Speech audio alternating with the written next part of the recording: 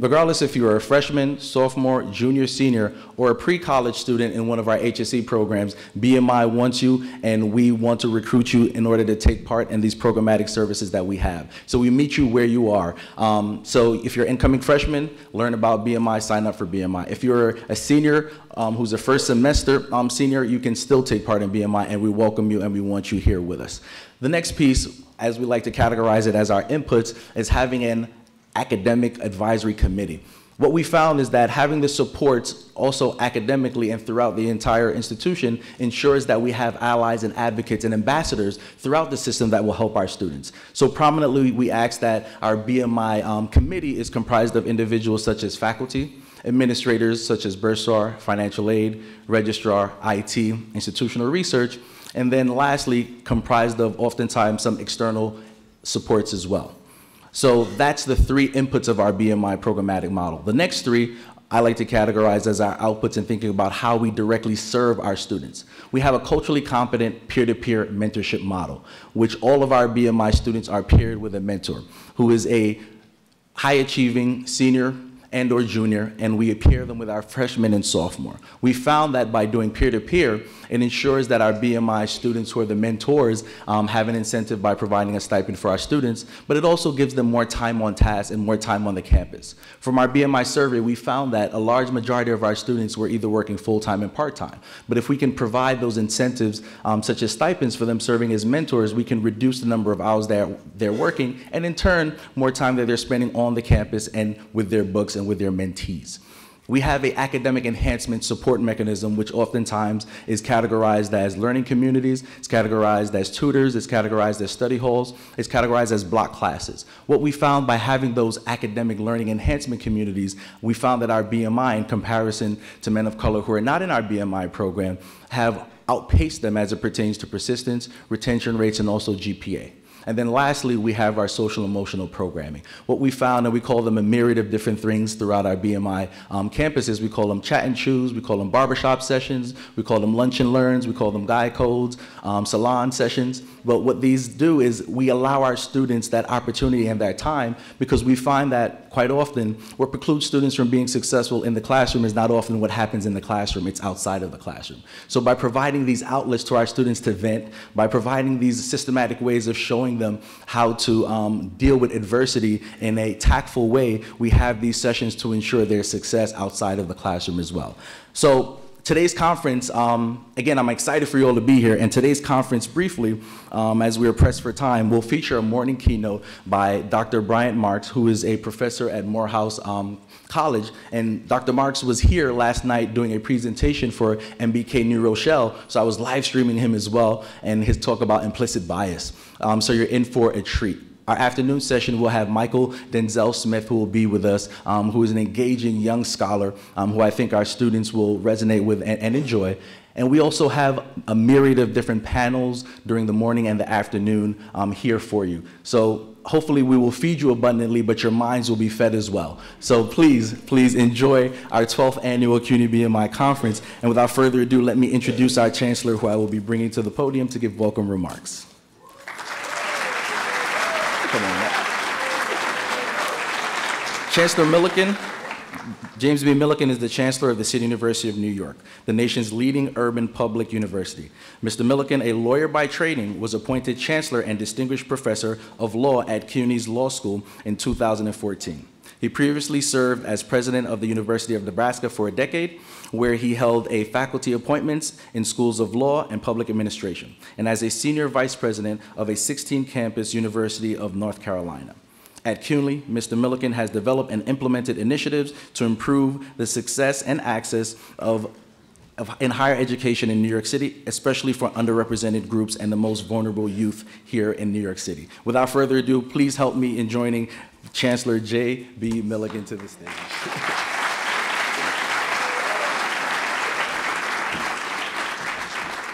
Thank you, Jermaine. I was hoping I'd get a chance to announce his new appointment, but he beat me to the punch. I guess that's good. That means he likes it, I guess. But I first met Jermaine at this conference several years ago when he was taking over as interim at that point, and he has done a terrific job. I can't say enough about it. It's why he keeps getting more and more responsibility at CUNY.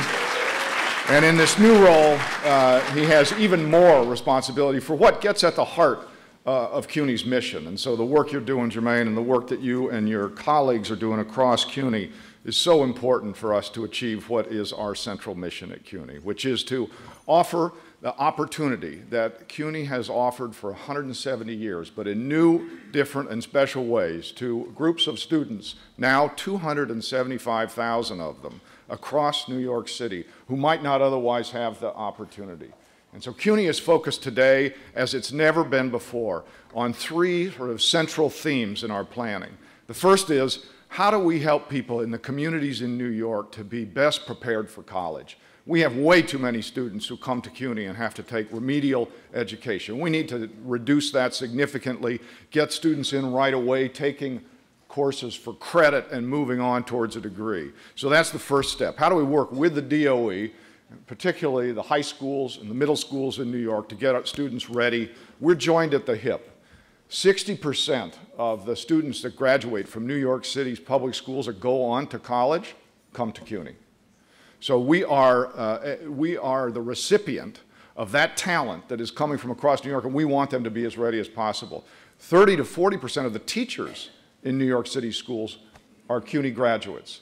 So this is a cycle that we're a part of, and we need to do everything we can to partner with everyone in the community to get people ready for college. Next thing is getting people out of college as quickly as possible. We love you, and we want you to be here, and we want you to be a part of this community, but we also want you to leave. And we want you to leave with a degree.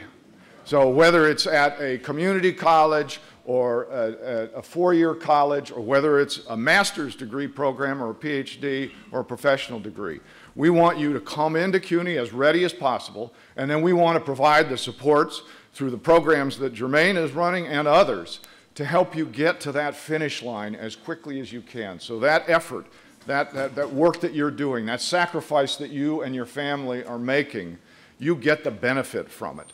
You get that degree that changes what you can do in life, and we want you to do that as soon as possible. So across CUNY now, at MedgarEversCollege and throughout CUNY, we are adopting a new culture of completion that says we're all about helping you get to that finish line, helping you get the credits you need, the support you need so you can get out and be successful and pursue your dreams. That's what our role is to help you do that.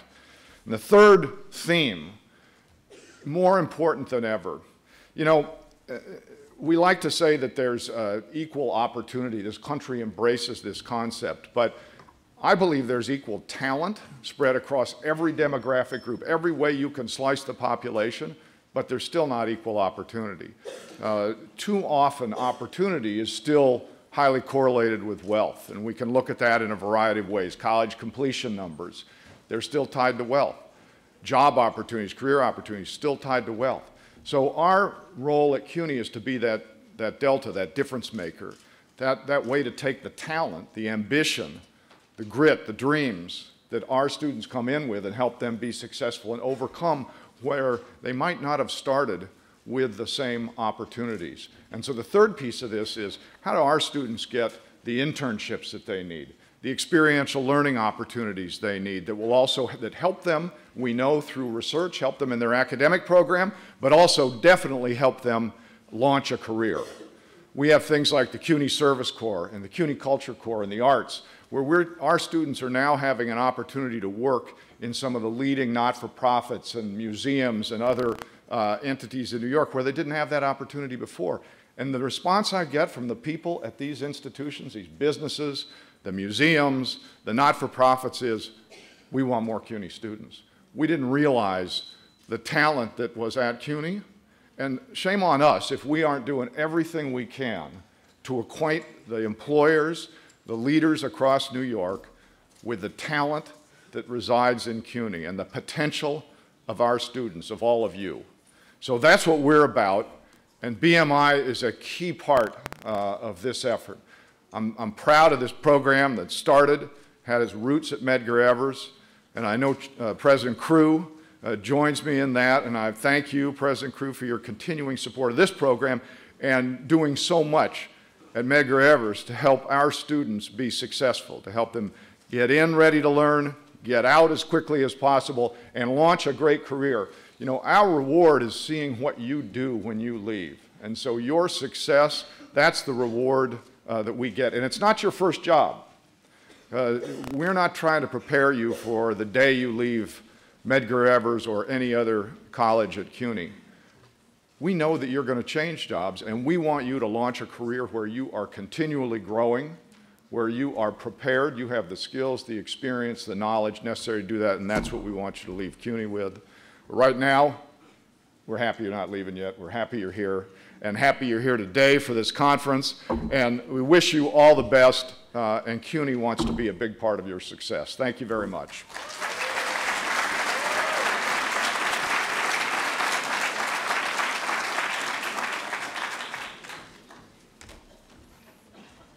So here I am again. As the part of being the MC, I also get to do the transitions, but I also get to get the crowd excited and revved up. So I know we have an overflow room as well, so I want to definitely ensure that our overflow room is hearing us loud and clear, and that you all are actually tweeting what's going on, because I know our students are the social media generation.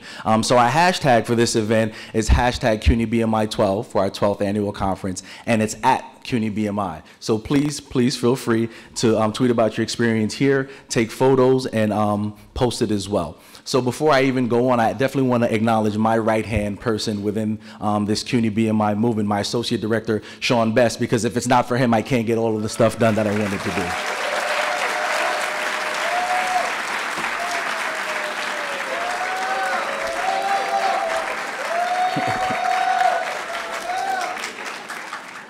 From the resounding applause, I gather you all know him and his work. Again, he has allowed us to elevate the BMI brand by really doing some of the day-to-day operations, so that I could take on more responsibilities of being the face of the program and really getting out there and delving into the community more, and with some of our particular sponsors. MCU is one of our sponsors for today, so I definitely want to highlight and acknowledge the Municipal Credit Union for always standing by CUNY BMI and assisting us. We could give them a round of applause. I would also like to highlight and honor Citibank, who has been a recent addition to support us for CUNY BMI. They're not here with us today, but they gave us the big check and the little check, so we definitely thank them for both, and for their continued support. And oftentimes, support does not have to be in the form of money, it can be in the form of time. So I definitely like to highlight Sandra Thompson from WABC for really coming out and developing a partnership relationship with us here. Thank you, Sandra.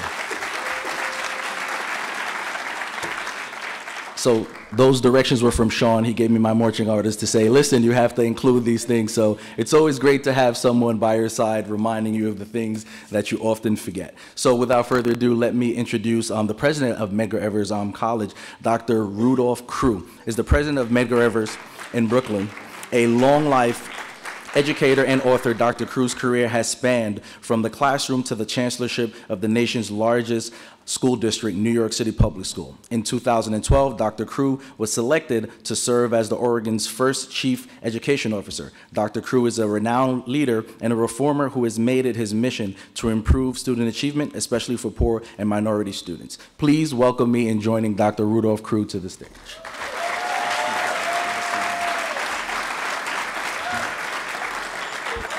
Thank you very much, Dr. Wright, Sean, Chancellor, members of the faculty, and certainly all the students who are here CUNY-wide.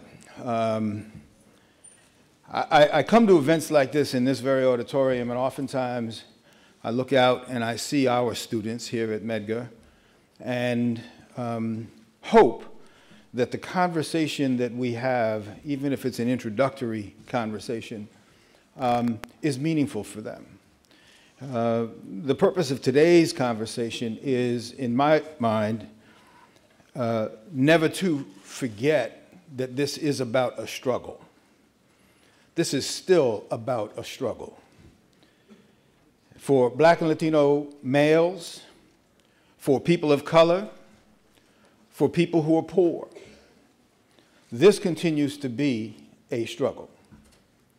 All you have to do is look around and you'll find out that the struggle has a number of sort of reverberations in the larger economy, in the body of politics, No one will deny, or very few would deny, that what we are looking at right now in the country is an all-out assault on the very things that gave rise to this college and to the fact that so many young people are even coming here in the first place. When I think about the struggle, and when we talk about this here at the college, there are elements of it that I want to make sure we never forget. One is that this struggle has always been about, whether it's our parents, our grandparents, or people before us, the struggle has always been about saying to people to see us. See us for the brilliance that we have. See us for the character that we have. See us for the potential that we have. See us in math and in science, in language, in literature. Don't just see us on a basketball court. Don't just see us in jail.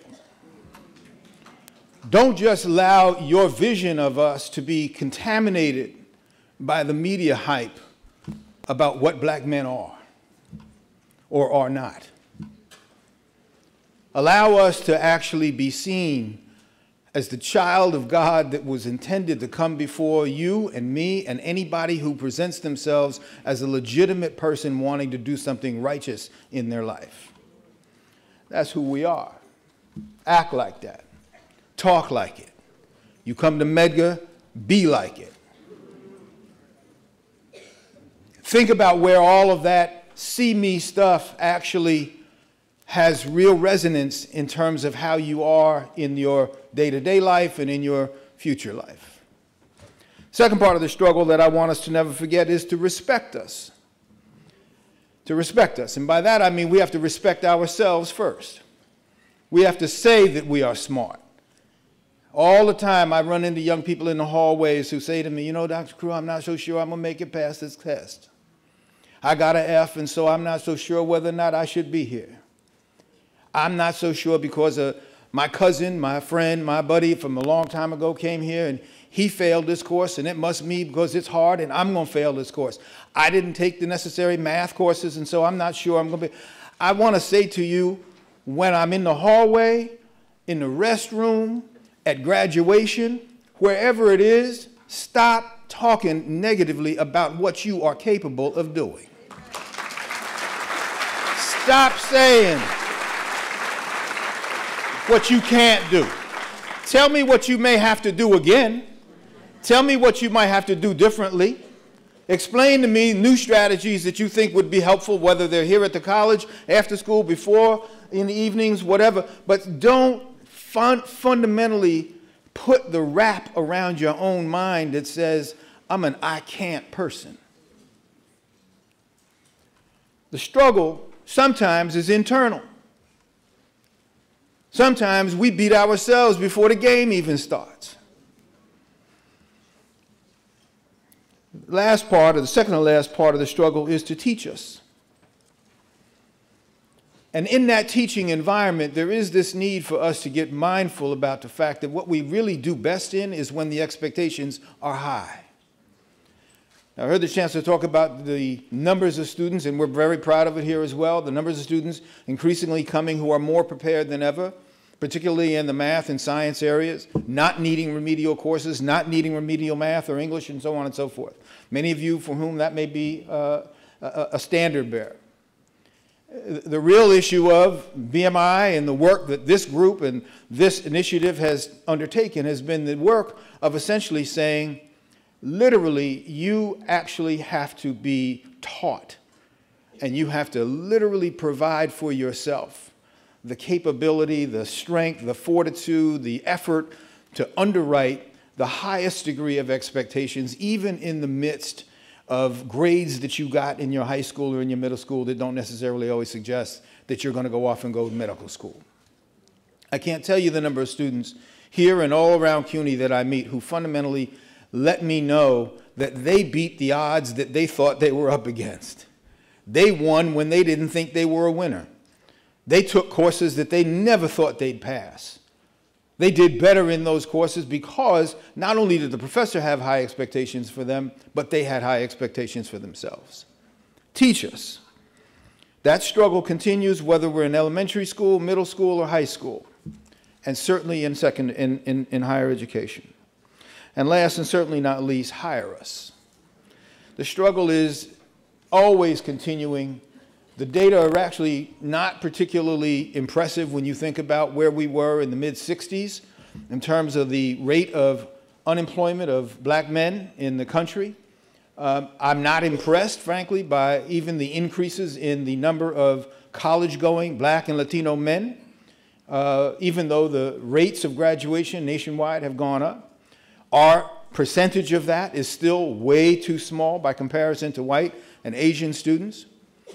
What we have got to do is we've really got to look at each other, and as I think Dr. Waterman said when he came in, everybody move over, everybody touch somebody, meet somebody, and so on and so forth. What that really is about is that's about be part of a community that says, you know what, you got to be networked. You want a job, you better have a network.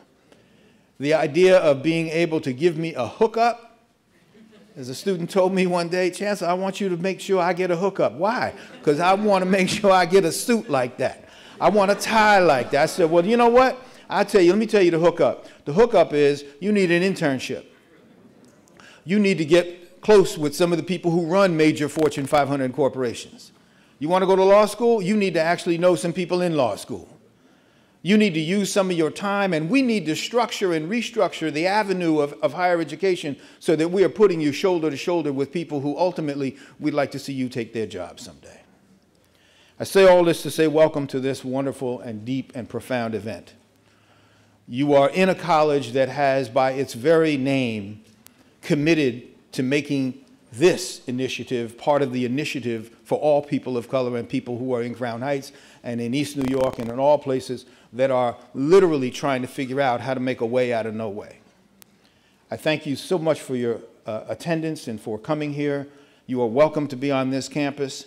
We are, however, looking for more and more students, so those of you who are not Medgar students and who actually come in contact with other Medgar students who are here, if you don't mind, give us a thought in terms of your being able to come to this college. It's a great place, got a great faculty, and some outstanding commitments to the future. Thank you so much.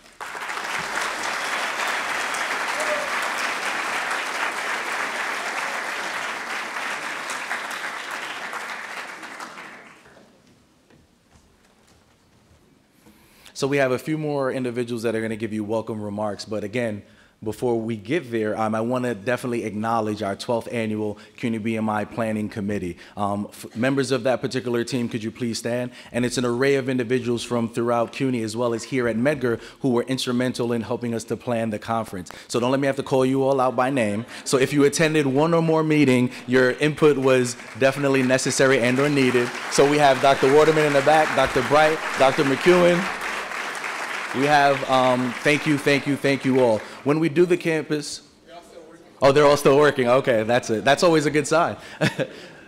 When we do this campus and we move from campus to campus, we rely on the expertise of the individuals here and the input here. And the thing we've often said at every single BMI campus is that think of it as your house. These people are coming to your house. You need to invite them. You need to open up your doors, and you need to be present. So we want to shout out individuals here who go to Medgar who were able to actually come to the conference, serve as volunteers for the conference, and serve as ambassadors here today as well. So I want to highlight them, and they are definitely working. So you see the individuals with the I Am Medgar men and women t-shirts. Those are the individuals here who will be helping you get around today as we're in 3 separate buildings. So then I want to highlight and thank the 12th annual CUNY BMI Planning Committee for what has been a year-long process. It doesn't happen overnight. It took us a year to get to where we are now. We usually start right after this conference the following month to get things together, thinking about space, theme, who we want to have, and where it's going to be. So again, it is a lengthy process of monthly meetings and weekly meetings once we get closer. So I thank these individuals for really dedicating their time in addition to the things they have to do regularly on the campus to making this such a success. So thank you. Please give them a round of applause again.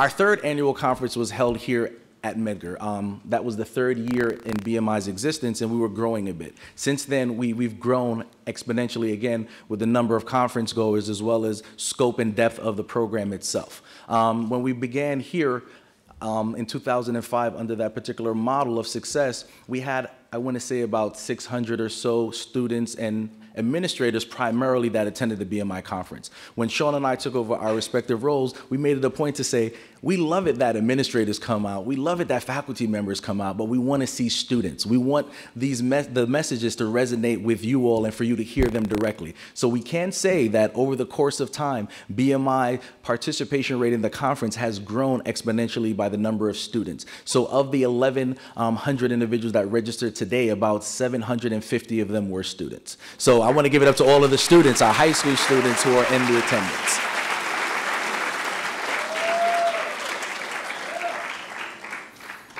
So without further ado, let me go ahead and introduce Chika Ojejikwe, who is the CUNY USS President and Chairperson of the 2016-17 USS Steering Committee.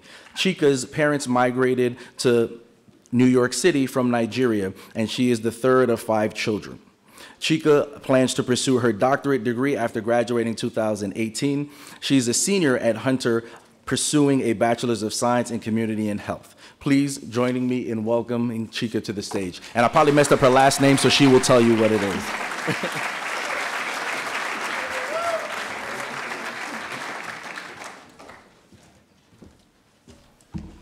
Good morning, everyone. So he did mess up my last name, and that's totally okay. So I'll reintroduce myself. So my name is Chika Onyejikwa, and I am humbled and grateful to serve as the chair of the CUNY University Student Senate and as a trustee, student trustee on the CUNY Board of Trustees. And I feel so at home. Many people actually don't know. At Hunter, I graduated from Hunter, so a little caveat, I actually just graduated this June. Thank you. And when I started at Hunter, I was a freshman. I remember it like it was yesterday, and Sean tells the story very well. If many of you know the demographics of Hunter College, there are not that many people that look like us that go to Hunter. And so I would never forget, I'm walking in a hallway, and I see this flyer that says, Black Male Initiative Luncheon, ladies and men welcome. And all I needed to see was black. And I immediately ran there, and very long story short, I was able to join the BMI family at Hunter and be a witness to their inclusion and their strive for academic excellence and on-time graduation. And they actually supported me so much when I ran my first student government campaign. I don't know if you remember this, when I ran for vice president in my freshman year. And from there, I was able to have a tight-knit community. So I feel at home, and I'm so happy to be here with all of you. I want to start off by congratulating BMI and seeing 12 years. This is my second or third conference that I'll be attending, and every year it gets even better. And so I'm happy that BMI has grown. I've myself testified before the city council many times for the support that they give us, and I don't see Councilmember Barron here, but when you guys get a chance, do reach out to members of the council who provide the funding for programs such as these so that they continue to grow. So today's theme, I took a moment to look at the theme. It's the Black and Latino male image, rewriting the narrative. And our Chancellor and President Crew did an amazing job of just speaking and actually helped inspire me so much more. And our theme couldn't be any more timely. If you take a look at the news, for me, I use Twitter a lot now, and just the stories of what's happening to various males in society and in the news, and the conversations about race and social justice are things that are so relevant. And so President Crew touched on the educational aspect of excellence, and I kind of want to touch a little bit about the social justice aspect, and because I've realized even with my work, I'm 22, and I believe I am the youngest member of our board. You have to understand that our quest for educational attainment also has to come with that activism and that spirit of fighting for people that look like us, who sometimes our voices are never at the table. And so in doing research to find what my talking points would be, I touch a little bit about Michael Brown and Colin Kaepernick and a few others who have been in the news. And so I hope that you'll be inspired by some of the words that I say today. I took a quote from an article that someone named Gary Young wrote in a 2017 January article entitled, "Being a Black Man in White America, a Burden Even Obama Could Not Escape." He quotes, "In his 2014 grand jury testimony over the shooting of 18-year-old Michael Brown in Ferguson, Missouri, police officer Darren Wilson described Brown as less than a human being, more so as an animal. The officer writes, "He looked up at me and had the most intensive, aggressive face. The only way I could describe it is that it looked like a demon, and that's how angry he looked." The image he conjured of Brown, even after he shot him, was of a man both physically superhuman and emotionally subhuman. The officer says he was almost bulking up to run through the shots, like it was making him mad that I'm shooting at him. End quote. The Black American male in America has long been an object of fear, physically imposing and instinctively criminal. It's no mystery that these assumptions come from when you enslave people, when you brutalize people, when you denigrate them, and when you spend far more on imprisonment than education. The mere prospect of them reaching their full human potential will strike fear in you. And these are all the narratives we must rewrite. And just 8 years ago, the election of President Obama is one that began to change the conversations about the role of being Black in America. President Obama stated that the day he took oath, around the world, he began to see things a little bit differently, and that millions of kids around the country slowly started to look at themselves differently. However, the image of a Black male continues to evolve. Even in these past 2 months, you look at the news and see stories of Black males and Latino males who are struggling for justice, who are trying to obtain an education, who are trying to make a stand. I took the story of someone like Pedro Hernandez from the Bronx, a teen who was wrongfully held at Rikers Island with a full scholarship in jeopardy of being lost had he not made it out of Rikers in a number of days. His story was heard because of the voices of those who would stand up for justice that helped set him free. With NFL player Colin Kaepernick, a symbolic stance in the form of kneeling against hatred and racism left him blackballed.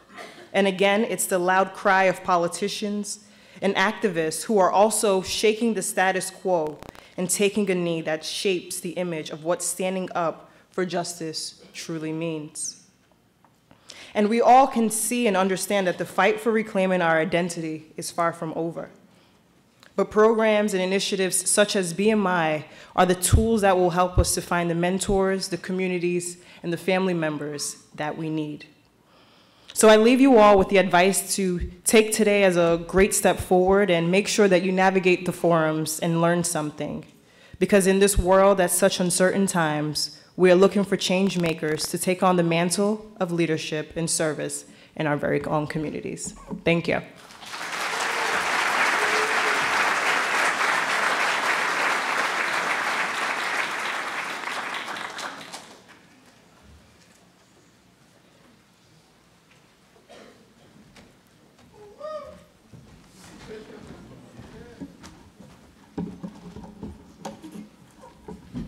I'm going to go on this side of the room for a change so that our keynote speaker can go ahead and set up. So I want to thank all of the individuals that welcomed us here today. Thank you for your insightful comments, and thank you for your ability to really embody today's theme and really bring it forth. So thank you all.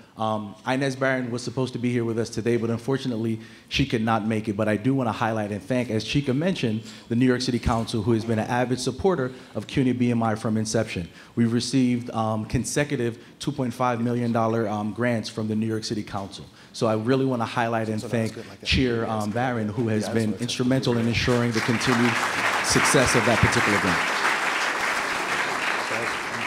And also acknowledge the fact that it began with her husband, Charles Barron, who fought vigorously to ensure that that first allotment of funds for CUNY BMI was given. So thank him and her as well, and for the individuals in the New York City Council who continue to believe in the success and the attainment of men of color and students of color generally. So our keynote speaker is going ahead and setting up. I'm going to give him 2 minutes or so, but before we go ahead and hear from him, I just want to shout out to see who's in the area. Is anyone here from Brooklyn?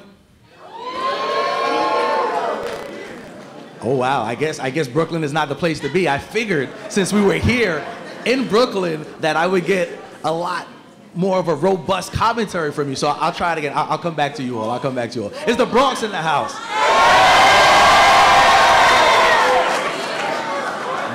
Don't be afraid. The X's is for the Bronx. The X is for the Bronx. Yes, I am a Bronx native, if you can't tell. Is Queens in the house? Yeah! Queens represent. Okay, Queens. See, even our Keynote is represented for Queens. Is Staten Island in the house? No. Yeah.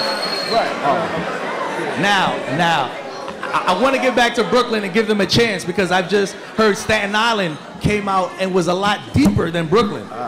So I'm going to give you all a chance to redeem yourselves. But first, is Manhattan, is Harlem in the house?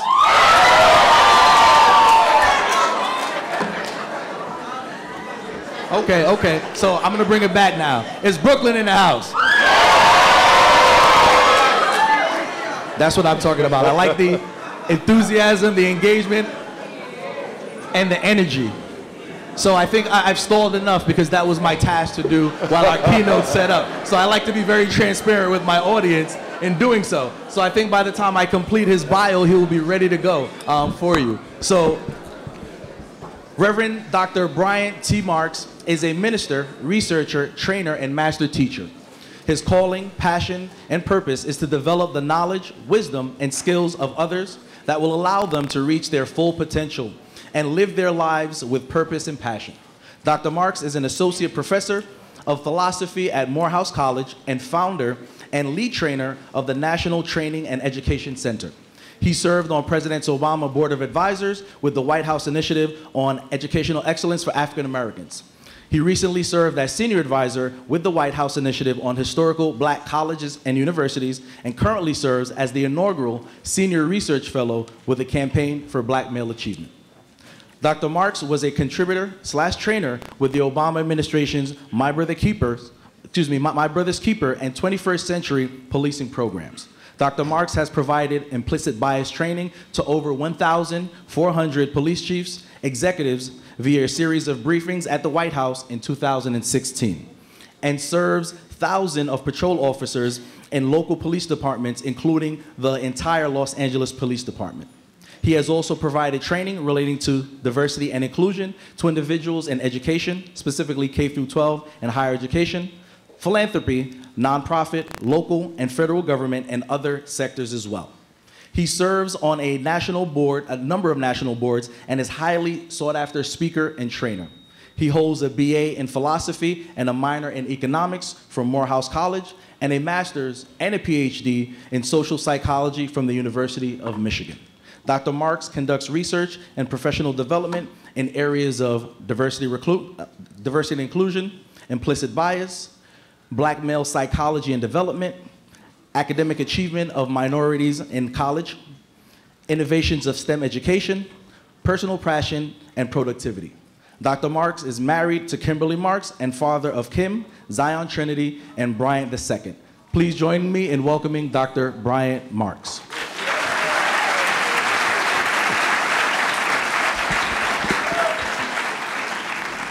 All right, I appreciate that, sir. Good morning, everyone. Good morning. All right, good to see you all this morning. I bring you greetings from Morehouse College to our interim president, Harold Martin Jr., and the family down there. It's good to be home. I was born in the Bronx, raised in Queens. All right, so I'm a New York City guy. It is good to be back home. So I want to acknowledge all the folks that put this together, Jermaine and Sean, Mr. President, your team. Everybody's been extremely gracious and supportive, and sometimes my communication can be a little delayed, and they were very flexible in working with me, so I thank you all for that, as well as my body man, Nomar. Where'd he go? All right, right here from Yonkers, representing. All right, Yonkers in the house? Yonkers in the house? All right. A little something, just a little. A lot of them in the overflow, by the way. I see y'all out there. All right, Yonkers. All right. So, all right, good deal. All right, folks. So, in my time with you, I'm going to talk about a few different things. And a limited amount of time, a lot of content. I'm going to try to make this as interactive as possible. A lot of the trainings that we provide are like half day or full day. And so I'm going to try to condense this, but still make it as engaging as we can. All right, good deal. So, everybody looking at the screen, I'm going to show you an image on the screen. I'm going to flash it. It's going to be pretty fast, right? So everybody looking, it's going to be really fast, and I want you to tell me what you see. I'm going to flash it. It's going to be pretty fast, all right? Here we go. Everybody looking at the screen. Here we go. I know. What'd you see? right. How many of y'all saw a face looking straight ahead, looking straight at you? All right. How many of y'all saw a face looking to the side? All right, look again. I love the audible. Oh, that's great. I love it. I'm also a Baptist preacher, so I like the call and response. All right. So here's the deal, folks. Two people can look at the same person or the same situation and see something completely different. As a matter of fact, one person could look at another person or situation, have an initial impression, and then a few seconds later have an aha moment. Like, aha, I saw the second possibility after seeing the first. Sometimes that aha moment could be a few seconds, milliseconds, few hours, a few days. It's all a matter of perspective. So a lot of what we're going to talk about today is perspective taking, not only from the perspective of the community, from law enforcement, from elected officials. We're going to try to mix it in so that we can have a balanced perspective because we're dealing with some challenging issues, but I think have some promising solutions. So, title of our time together, Implicit Bias in the Narrative of Black and Latino Males. This is CUNY Black Male Initiative. Reverend Dr. Bryant Marks, you heard my bio a few minutes ago. All right, so let's dig in. So now what I need you to do is take out your cell phones. All right, so young people in the room, this is your gift, all right? All right, I call it the techno crack. So you can take out the techno crack pipe and we will take a hit real quick, all right? So here's what you can do. We're gonna have some live polling. There are two different ways you can participate in this poll, okay? And they're gonna show up on the screen momentarily. Two different ways you can participate. Actually, hold on, let me make sure we're good here. Hold on. All right, almost there. All right, good deal. Wait. Actually, hold on. Keep your phones handy. We're almost there. Right, I just had to make a quick adjustment. Technology, there we go. All right, now we're back on. Okay. Okay, this should work. There we go. All right, so here's a question. When Americans think of young black males, what words or phrases come to mind? Now, you can participate in this poll in two different ways. You can go to this website, okay? The website is not case sensitive, so all these letters can be lowercase.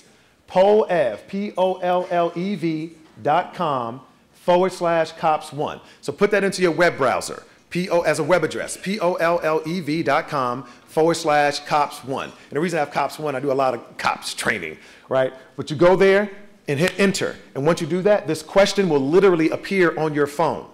Once you're there, you can type in your responses. So your responses are one word or two words. If you use two words, put a dash or a hyphen in between the two words. And it'll show up on the screen in real time as a word cloud, okay? So when Americans think of young black males, what words, what adjectives, what comes to mind? Now, if you're text messaging, hold on, folks. If you're text messaging, you can text COPS1 to the phone number 37607. So if you don't have access to the internet, you can text COPS1 to the phone number 37607. Hit send. You receive a confirmation message. It'll say, welcome to Dr. Mark's Poll Everywhere session. And after that, you can text your response and hit send. Okay? So two different ways. You can go to the website, right? Or relax, folks. Hold on. I know it's good. I know it's cool. I know. The techno crack feels good. It's good. All right. So you can answer up to 2 times. All right. So here's the deal, folks. Let's focus up real quick. So the thing is this: the words that appear. Hold on, folks. The words that appear in the largest font. I need y'all to focus up, young people especially. All right, young people. All right, let's get it together. Fellas over there, I need y'all to focus up for me, okay? All right. Now, the words that you see in the largest font are the words that are given the most. That's the most frequent response. They're going to appear in larger font. So what do we have? Dangerous, criminal, angry, aggressive, thugs, trouble, powerful, uncivilized, talented, gangster, rapper, ghetto, ratchet, threat, uncivilized. Got that one? All right. I got the symbols. Y'all are good with the symbols. We don't need any more of those. Poor, drug, monkey, animals, Billy, scary. I think we got most of the other ones, okay? All right, so here's what you're seeing here. These are characteristics that you all say are out there. Question for you. From what group of people do we recruit our teachers? Okay.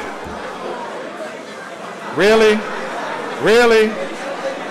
I don't even know what that was, but based upon your reaction, All right, y'all done? Y'all done? Y'all done? All right. Here's the deal, folks. All right, let me back up real quick. Check this out. What you all have to understand, especially young people in the room, you're always being watched. And you have a brand, whether you know it or not. The question becomes, when somebody thinks of you, what traits or characteristics come to mind when they think of you? And I'm not talking about your friends and family. I'm talking about your acquaintances. I'm talking about the network of people that was mentioned by the president earlier. When people think of you, what comes to mind? Shady, always telling jokes, cutting corners, don't trust them with your sister or your girlfriend or whatever. Or trustworthy, dependable, focused, work ethic, right? Professional. Right now you're being watched, whether you know it or not. And if you're putting something up there that's inappropriate, whether you know it or not, somebody is watching and somebody knows. And you might think it's funny in the moment. But then when you ask that next person, hey, can you write me a letter for this internship? Can I get this connection? I'm gonna look at you and be like, yo, you was cracking jokes during my presentation. I'm good, right? Understand you have a brand. And what you are engaged in right now is brand management, right? So let's be clear. Right, so I understand it's fun and all of that, but the thing is, the reason I put that up there was for you all to see what the narrative that exists in this country about young black males and Latino males to a significant extent as well. What comes to mind? When we recruit teachers, judges, lawyers, and so forth, they come from society. Society have thoughts and associations with black and Latino males that look like that screen you just saw. So what is a narrative? Let's go to the dictionary. Narrative is a noun. What does it include? A story that connects and explains a carefully selected set of supposedly true events, experiences, or the like, intended to support a particular viewpoint or thesis. So, if somebody's particular viewpoint or thesis was that young black and Latino students aren't serious, and they came in here and saw what some of the things you were putting up, their particular viewpoint or thesis has just been confirmed by what you put on the screen. Real talk. It's bigger than you, folks. This narrative thing is bigger than you. And I know we're talking only about a small subsegment. I know I was funny when I was a teenager. I get it. You want to? Now is not the time, though. All right, we need to build now. Okay. All right. So this is what we're talking about. We're talking about what is the narrative, and then how do we change it? Again, you got to understand etymologically speaking. I can go to the French and talk about where it comes from and everything else. But the notion is a story that connects and explains a carefully selected set of supposedly true events. That I put the supposedly in bold type. It's supposedly true, right? But as we go through, I'm a scholar and a researcher, so I don't deal with supposedly, I deal with evidence. And so that's what we're going to lay out. We're going to lay out an evidence-based case. We're going to have fun doing it, right? I don't want y'all to think, oh, he's an angry black man. I'm not angry. I'm not, I'm just passionate, right? But the notion is this is serious work. All right, so let's get into it. So in the spirit of interaction, I'm going to show you two options on the screen. I'm going to show you the two options. I'm going to say the two options out loud, and I want you to yell out, literally yell out loud, who or what is better, okay? I'm going to show you two options. I'm going to say the two options, and then yell out loud, who or what is better. All right, here we go. Who's better? Who's better? First up, here we go. Michael Jackson or Prince? All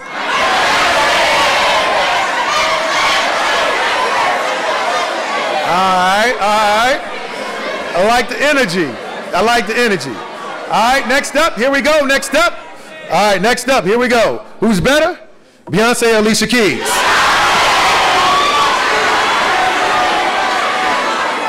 All right, it's controversy. All right, next up, here we go, next up. Who's better? Next up, Beatles or the Rolling Stones?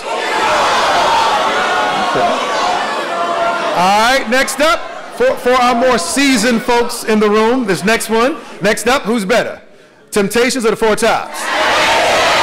Okay. What y'all young people know about Temptations? Hey. Okay. All right. Now this one may be a little too easy for y'all. All right, next up, who's better? Here we go. Biggie or Tupac?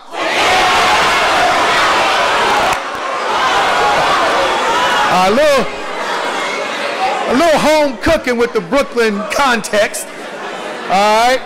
Fine. And last but not least, here we go. And for everyone. All right, what do you value more? Here we go. Your health or your wealth?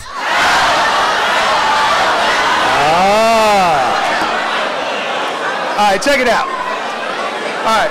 So because we have a intergenerational crowd, all right, let me give you little pearls of wisdom, young people in the room, and more seasoned folks, you'll feel me on this. What happens in life, real quick, folks, what happens in life is we spend, human beings, especially in the U.S., we tend to spend about the first half or 2/3 of our life sacrificing our health in pursuit of wealth, and the last third of our life sacrificing our wealth in pursuit of health. I just said something there. I just said something there. All right? Really think about that. Once you get over 40 and your body starts changing, you start want to go vegan and exercise and sleep. I mean, oh, right? It changes. All right, so here we go. All right, so switching gears a bit, I'm going to describe a scenario for you. Now, this scenario is called the accident. The accident. Now, some of you may have heard this before. If you have heard this scenario before, please do not respond or yell anything out when I ask a question to the audience. Have you heard this before? Okay, so here we go. A father and his son are driving. It's late at night. Road's pretty slippery. Cars swerving back and forth. Car spins out of control, smashes into a tree. The father is killed instantly. The son is critically injured. EMT workers come to the scene, pick up the son, take him to the nearest hospital. They check him out in the emergency room. They're like, wow, he's pretty banged up. He needs surgery. They send him upstairs to the operating room. Surgeon walks into the operating room and says, I cannot operate on this boy. He's my son. How is that possible? Pause, pause, pause. Pause. How many of you have heard this before? Do not respond. Do not respond. And if you're sitting next to somebody who heard this before, don't respond either. For those who have not heard this before, give me some possibilities. Stepfather. Mom. I got that already. What else? Same-sex dads. What else? All right, slow down. All right, so here we go. All right, I got it. I got you. Yes? Yeah. Yeah, we heard that one. We got that. So we got stepdad, adopted, same-sex dads, mom. All right, those are possibilities. All right? Jesus. All right. All right. Okay. All right, now, here's the deal, folks.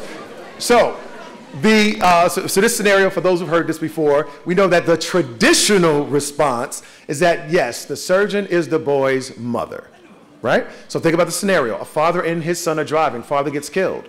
Boy is taken to the nearest hospital, up to surgery. Surgeon walks into the operating room and says, I cannot operate on this boy. He's my son. The surgeon is the boy's mother. Right?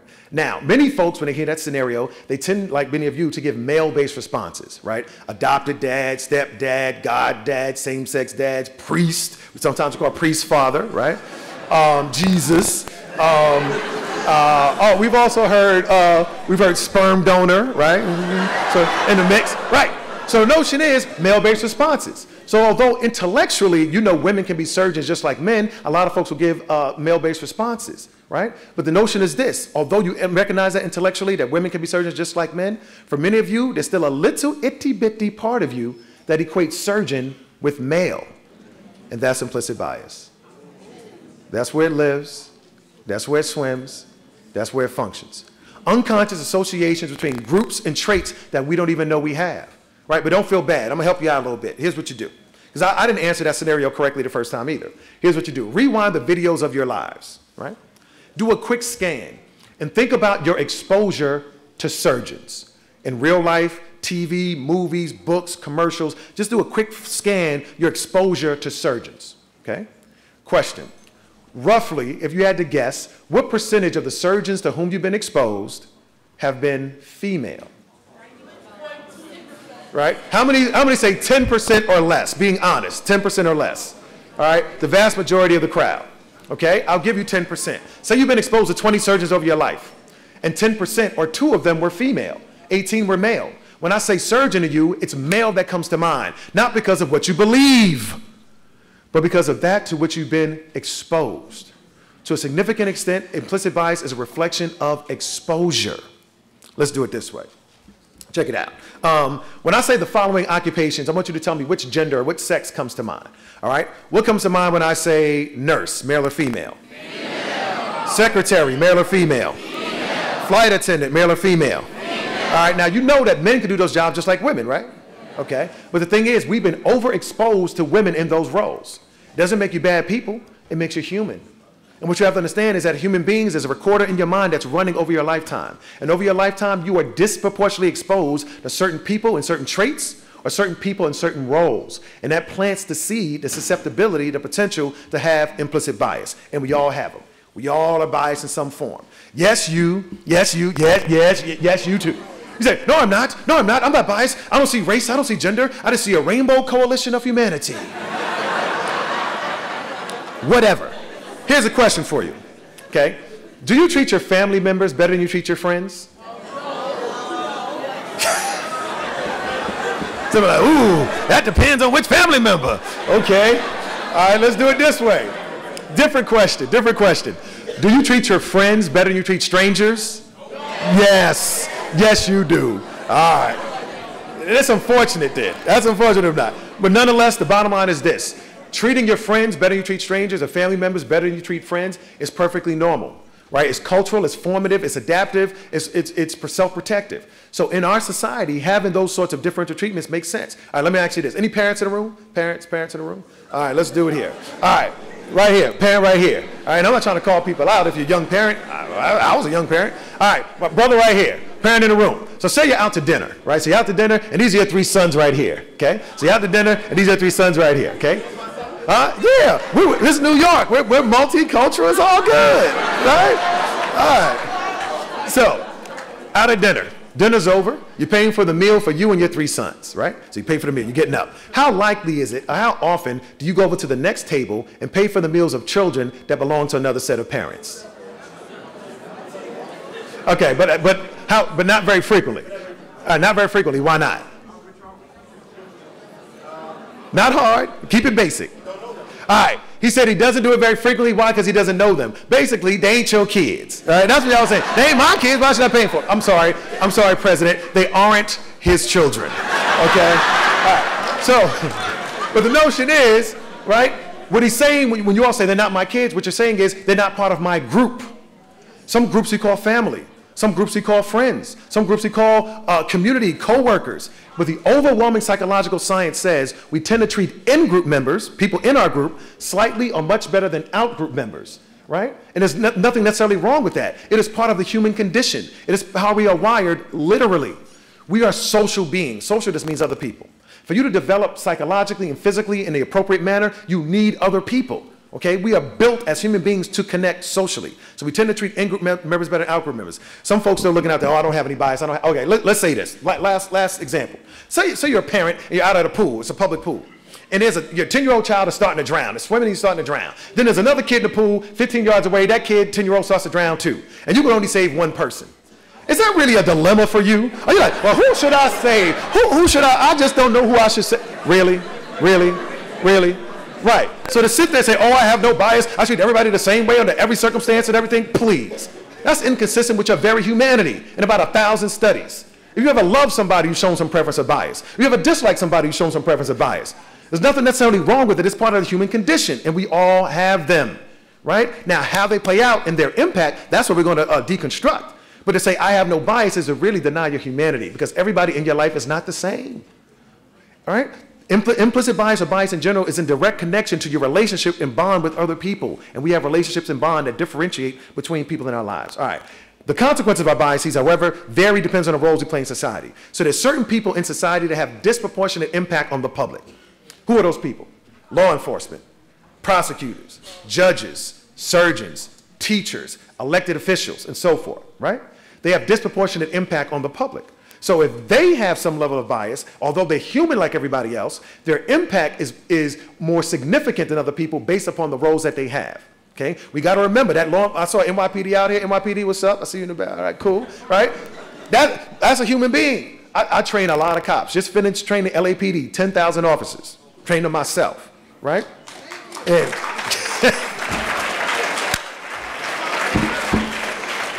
train them on implicit bias.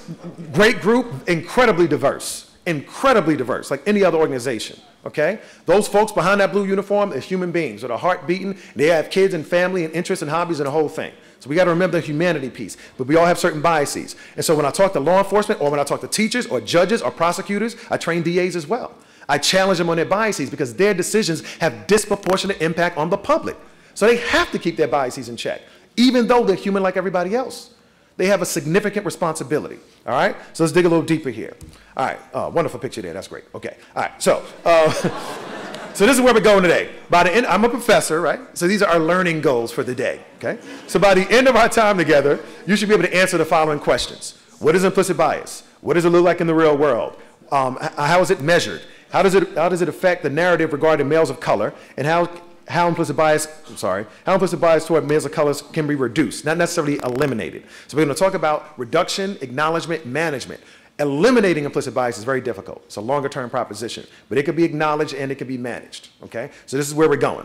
All right, here we go. What is implicit bias? So I'm going to keep this streamlined. Again, in a full day training, I would take about 30 minutes to sort of lead up to our definition of implicit bias, but I'm cut to the chase right here and give it to you. All right, so what is implicit bias? Mental associations of certain groups with specific traits. Surgeon equals male. Nurse equals female. Asian equals good at math, right? Black male equals athletic, whatever. For certain people, you think certain groups, certain traits come to mind. I know black men are geniuses and all of that. I know that, trust me. I'm not just saying they're just athletic. What I'm saying is in America, when you identify certain groups, certain traits may pop to mind instantly, okay? We don't even know those associations are there. Now, these associations oftentimes are below conscious awareness.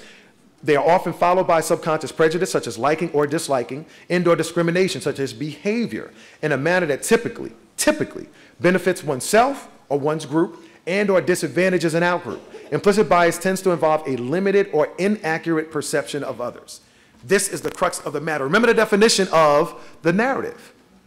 Supposedly true elements, events, and so forth. We have folks with inaccurate perceptions. That means these things are supposedly true, not necessarily the case. So let's dig a little deeper, okay? All right, so I'm going to show you an image on the screen. This one, it's going to be pretty fast. Another optical illusion. I want you to tell me what you see. Everybody looking at the screen, I want you to tell me what you see. It's going to be pretty fast. Everybody looking at the screen, here we go. What'd you see? How many people did you see? All right, look again. Look again.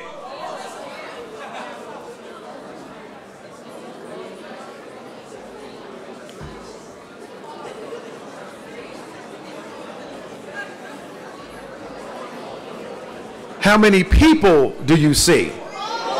All right, 4. Let's review. All right, so we have, we can accept that this is John Lennon. I guess John Lennon, look at the little Imagine banner down there. So that's 1. A figure in white, that's the head, these are the wings, that's 2. Figure in red, that's the head, these are the wings, that's 3. And a little boy playing guitar right in the middle. So when I flashed it, that was the implicit. It did register in your brain. Your occipital lobe did pick it up. The image was there. It was perceived, right? But it wasn't accurately processed. So implicitly, it was there, but it was inaccurate. You said one person.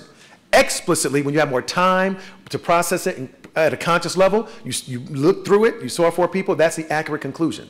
So anytime you are awake, you have 2 processes going on at the same time. Implicit automatic, subconscious, and explicit conscious up here, both going on at the same time. Okay? The automatic subconscious level, that's where you can do automatic things without even thinking about it. It has a lot of capacity and it's fast. The conscious explicit level is slow, but it's more accurate. Okay? You can multitask at the subconscious automatic level. You cannot multitask at the conscious explicit level. Young people, hear me clearly. There is no such thing as multitasking at the conscious level. It is mentally impossible. Cognitive psychologists have firmly established you can only concentrate on one bit of information at a time with any level of depth at a conscious level.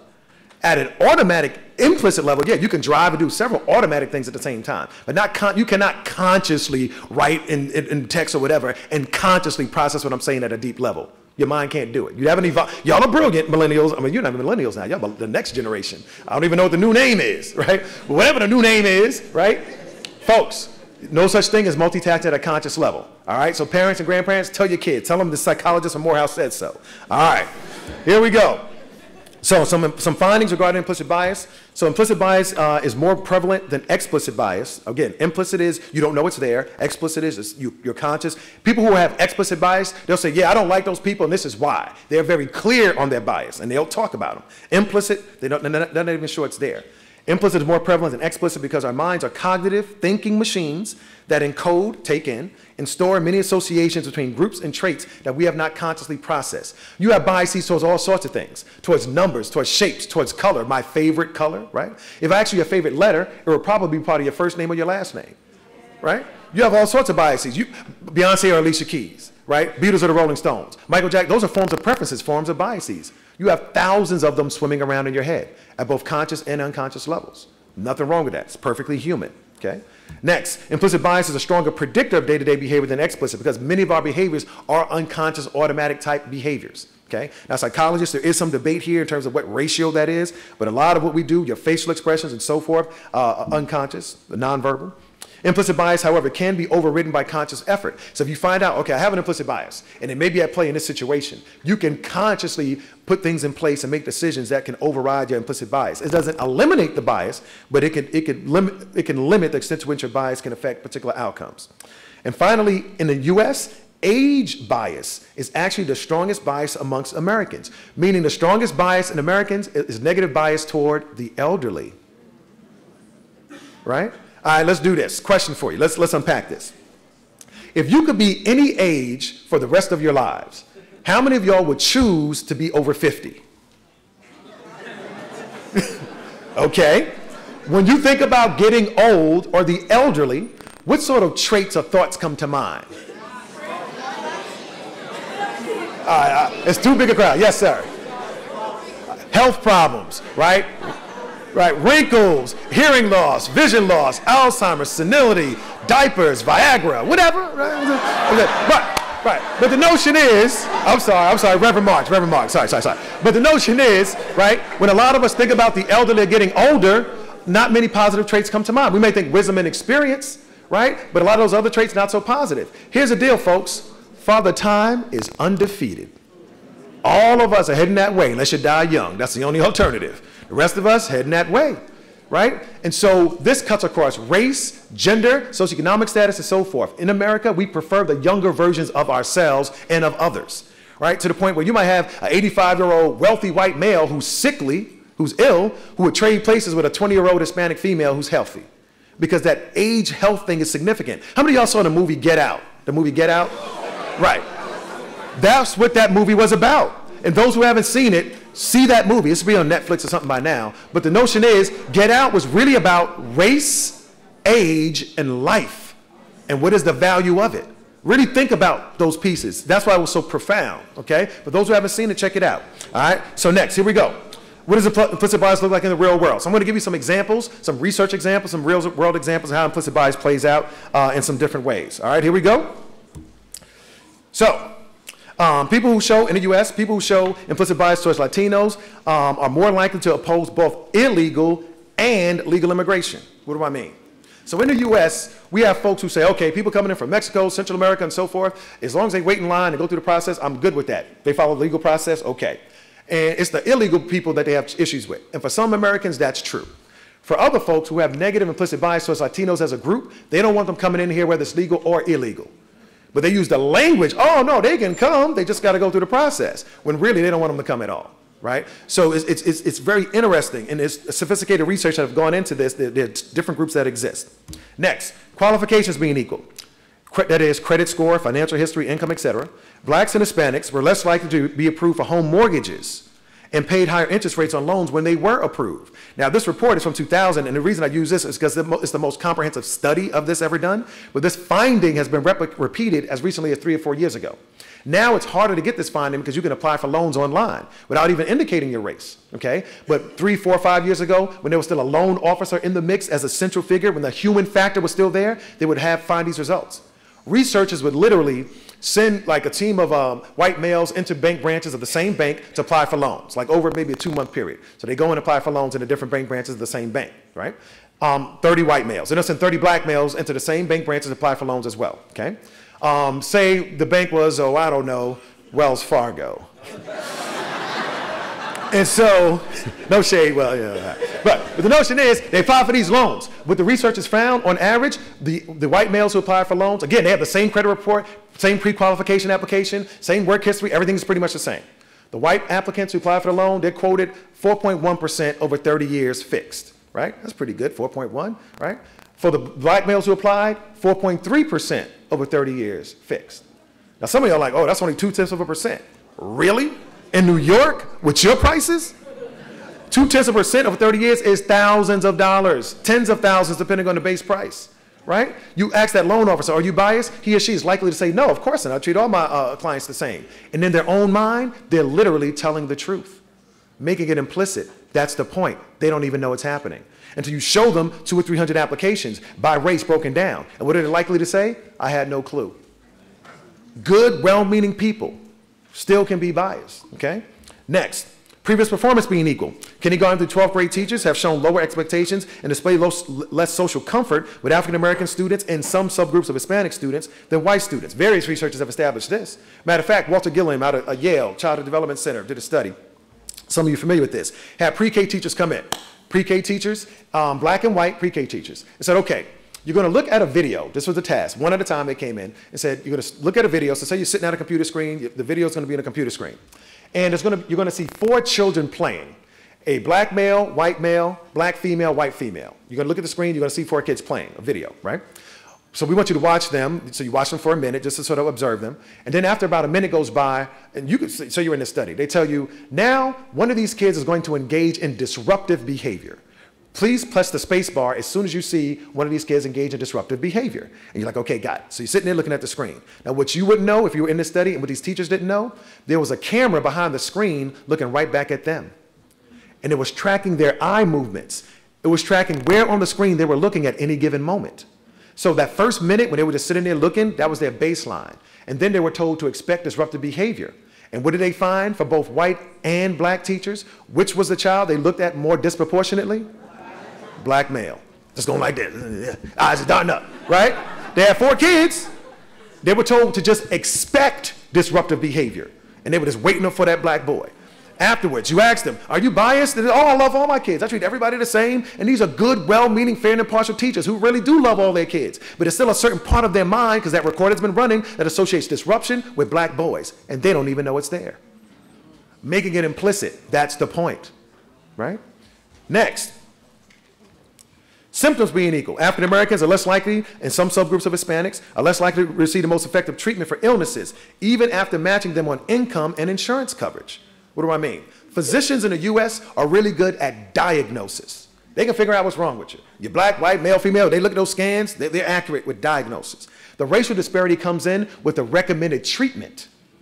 Whites are most likely to be recommended for cutting edge surgeries, right? When they have like, robots and microscopes and all sorts of things than people of color. They're more likely to be recommended for clinical trials, more likely to be recommended for pain management medication. Matter of fact, real quick, you all do know that there's an opioid epidemic going on in the US right now, right? Okay. What racial group is being disproportionately impacted by the opioid epidemic? Right, middle class and working class whites. How does opioid addiction typically begin? What is their track? How does it start and when, how does it begin usually? Pain medication. It starts with a prescription from a physician. Who is most likely to receive pain management medication racially than any other group? So you get the pain medication prescription, the prescription runs out, and where do you turn? Maybe heroin, right? No. That white person, the prescription runs out. They start with a prescription to manage pain. But when that prescription runs out because there's an addiction, they may now turn to heroin. So it starts off with the prescription from a doctor who is more likely to give it to a white person than anybody else. You ask that white person, are you biased? They're like, no, what are you talking about? And in their own mind, these physicians are literally telling the truth, making it implicit. That's the point. They don't even know what's happening. Good, well-meaning people, right? Okay, next up. Now this is deep right here. Check this out. Regular weight job applicants. I'm showing you the universality of implicit bias. Regular weight job applicants were less likely to be recommended to be hired for a job where they were seen in a photo sitting next to an obese applicant, a very overweight applicant, than when sitting alone or next to another regular weight person. All right, let's do this. Say you're all in this study.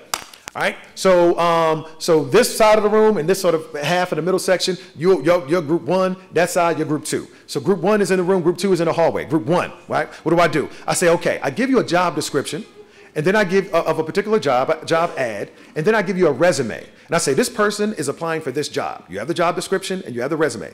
I want you to read the resume and the job description and evaluate this person based upon this job description in terms of fit for this job. You know, along different criteria, you can give them a point system, but at the end of the day, do you recommend them for this job or not? Okay? Now, you're looking at the screen, and what I do is I show you a picture. I say, okay, there's two people, I just show you a picture, and in the picture there are two people sitting down.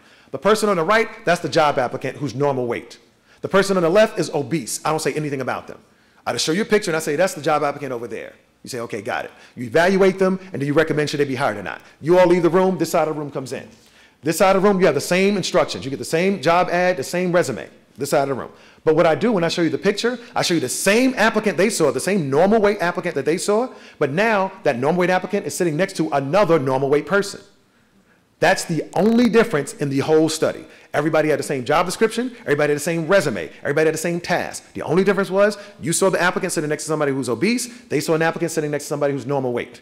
What the research has found pretty consistently is you all, in terms of your scores and recommending that person be hired or not, you gave them lower scores and were less likely to recommend they be hired for the job. They gave them higher scores and were more likely to recommend they be hired for the job. And nobody in this room thinks they have any bias. That's how this works. All right, let me give you a little something extra. All right, no charge for this one, real quick. Allow me to psychologize for a minute. What you have to understand about the obese in the US, which is different from other groups, it's pretty interesting. When you think about other groups, race and gender and so forth, some things don't necessarily translate with the obese. What do I mean?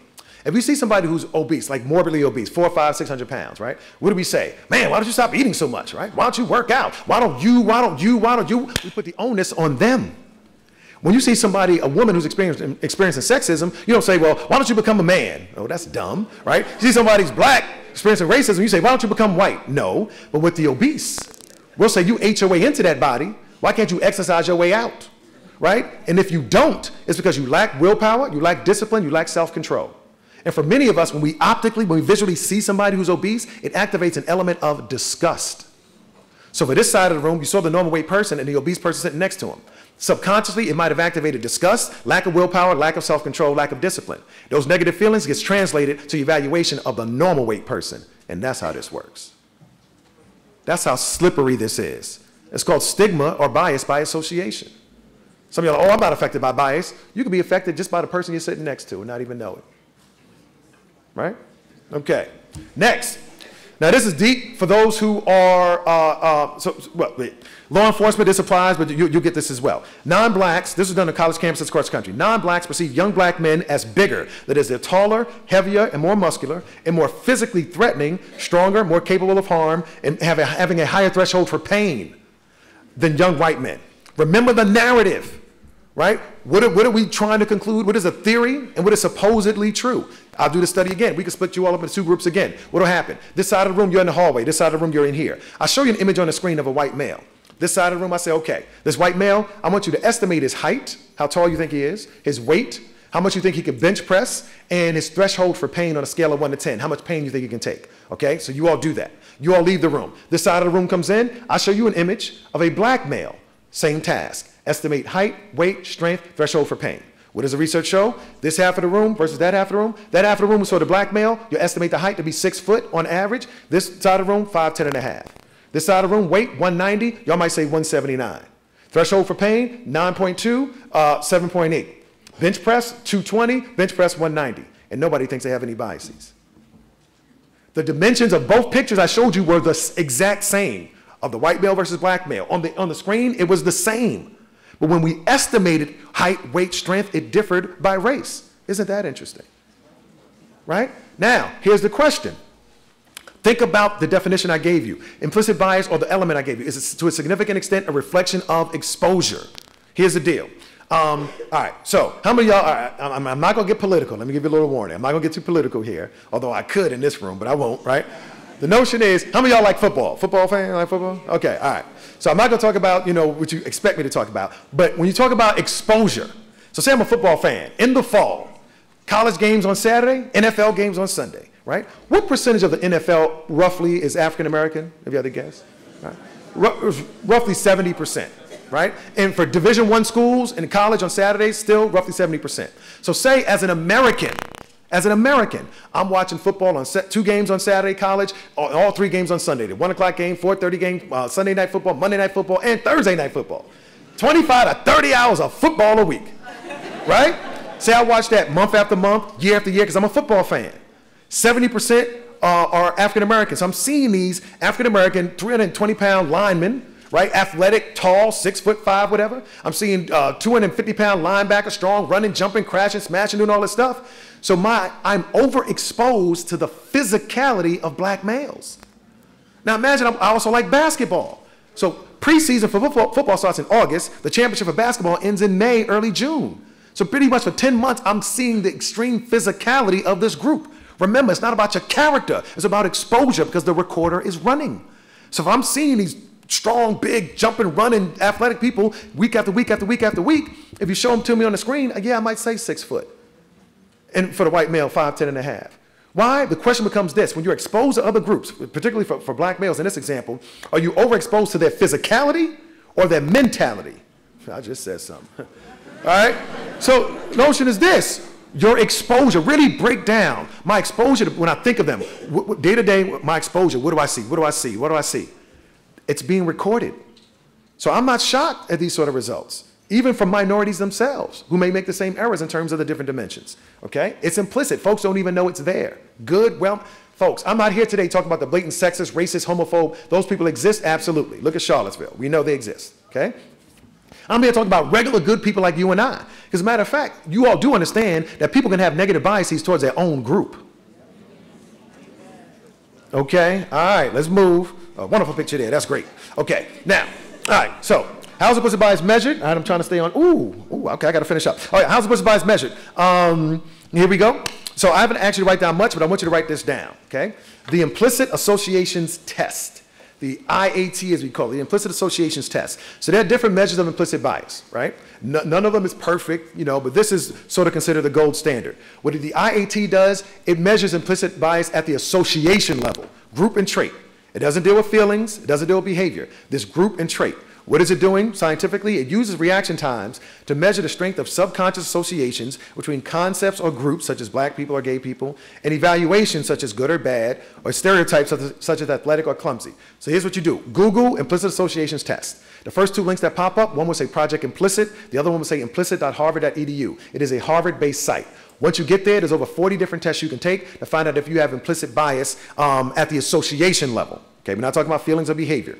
Okay, so the IAT, implicit bias, you know, as we call it. All right, so once you get there, here's a snapshot of some of the things that you might see. So what the IAT is really doing, it's measuring the extent to which you associate positive or negative traits with 2 groups in comparison to each other. What do I mean?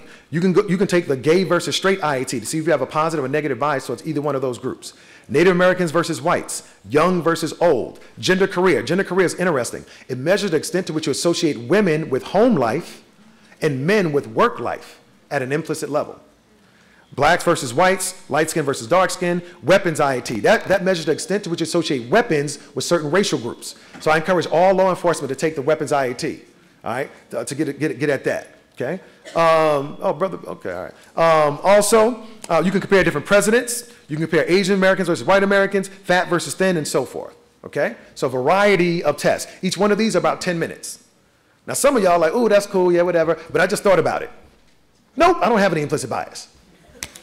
Folks, what you got to understand, the definition, this is subconscious. Sub means under, conscious means awareness. You don't even know they're there, right? So you cannot identify a subconscious process using a conscious phenomenon. It's very difficult. What you do is use a tool like this that taps into the subconscious. So if you want to know if you have implicit bias, just at the association level, again, 10 minutes each, it's you and a computer, nobody else has to know. But once you're on that website, click on the research link.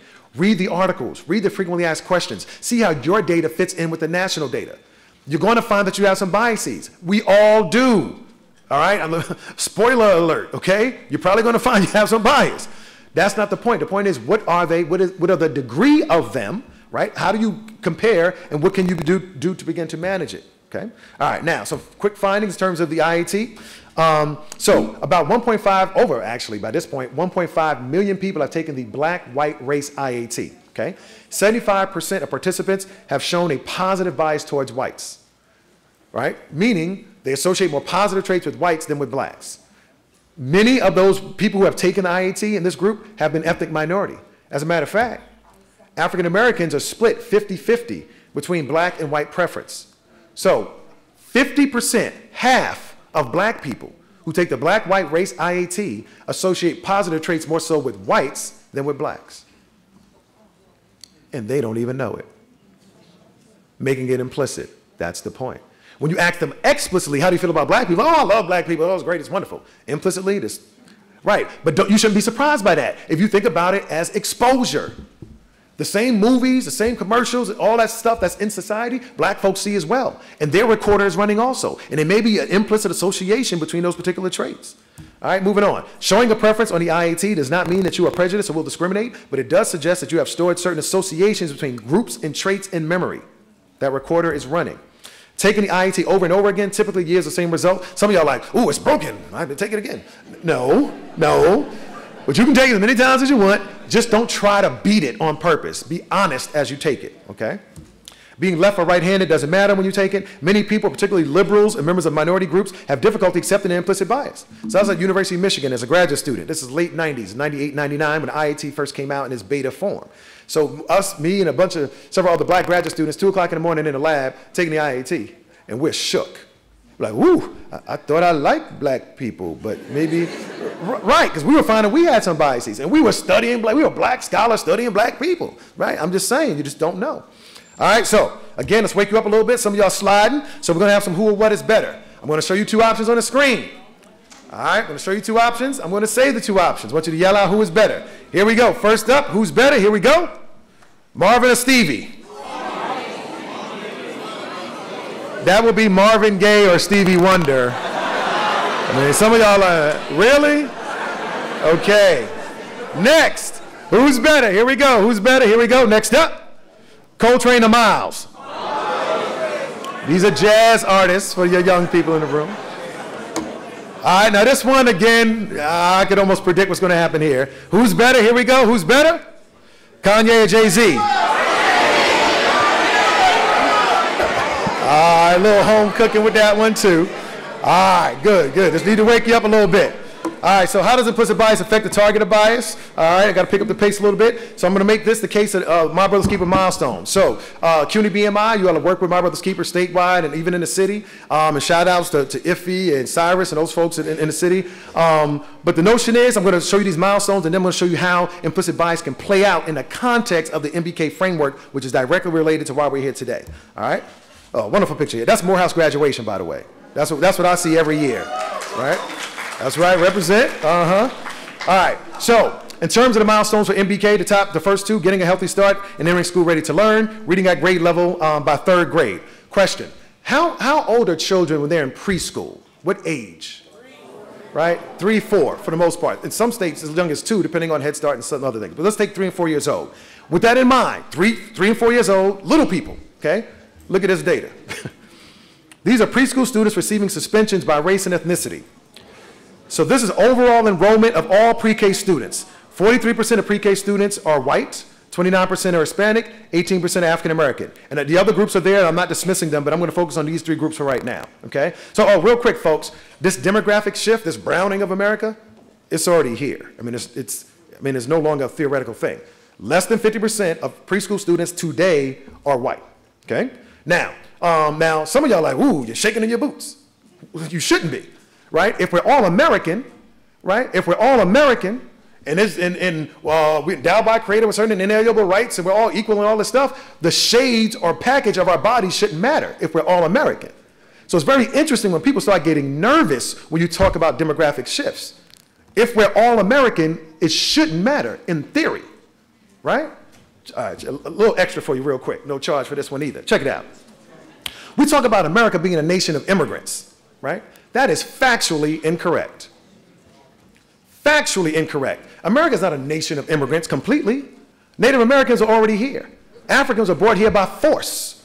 To migrate is a voluntary act. I'm going somewhere on my own volition. To be dragged on a ship in chains is not a voluntary act, right? So be very careful when you hear people talk about, it's not my opinion. It is factually incorrect.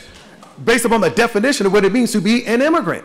We are a nation of foreigners, save Native Americans. The rest of us came from somewhere else. So that's a better term, because when you hear people say, oh, we're a nation of immigrants, it's actually dismissive of the Native and the African story in America. It actually is, okay? So, and I know people don't do it on purpose, I mean, because of the percentages, you know, and I know we got Ellis Island, this is New York, I get it. Nation of foreigners, though, folks. All right, so let's break this down. This is overall enrollment. Let's look at out-of-school suspensions on a single occasion. Although whites represent 43% of the enrollment, they represent about roughly, was that 28% of single suspensions. Hispanics represent 25%. Blacks represent 42%. Those who receive out-of-school suspension on multiple occasions, 26% white, 20% Hispanic, 48% black. This is Department of Education data, right? This is what you call disproportionality. Remember, we're talking about 3- and 4-year-olds, little people. They're not threatening to beat up the teacher. I mean, it's not a physical intimidation thing. These are 3- and 4-year-olds. You know what it is? It's they wouldn't sit down when I told them to sit down. Oh, they raised their voice. They wouldn't follow instructions right away. Get out, get out, get out. That's what this is.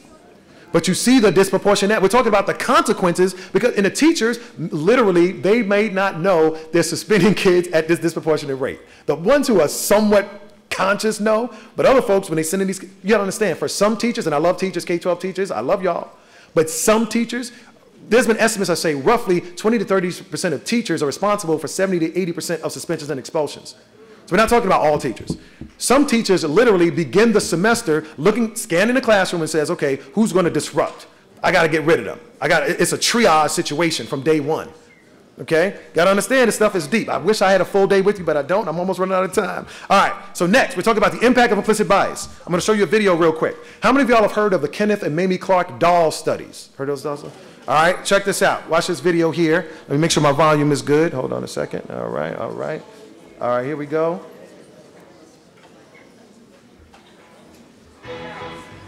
In Brown versus Board of Education, the famous case that desegregated schools in the 1950s, Dr. Kenneth Clark conducted a doll test with black children. He asked them to choose between a black doll and a white doll.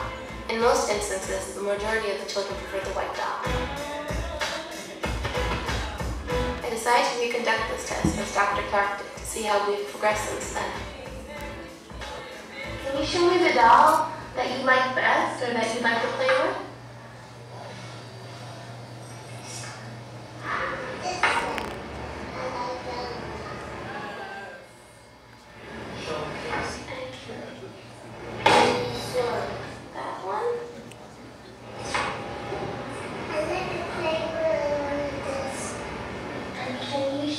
That is a nice doll. And why is that the nice doll? She's white. And can you show me the doll that looks bad? Okay. And can you give, and why does that look bad? Because it's black. And why do you think that's a nice doll? Because she's white. And can you give me the doll that looks like you?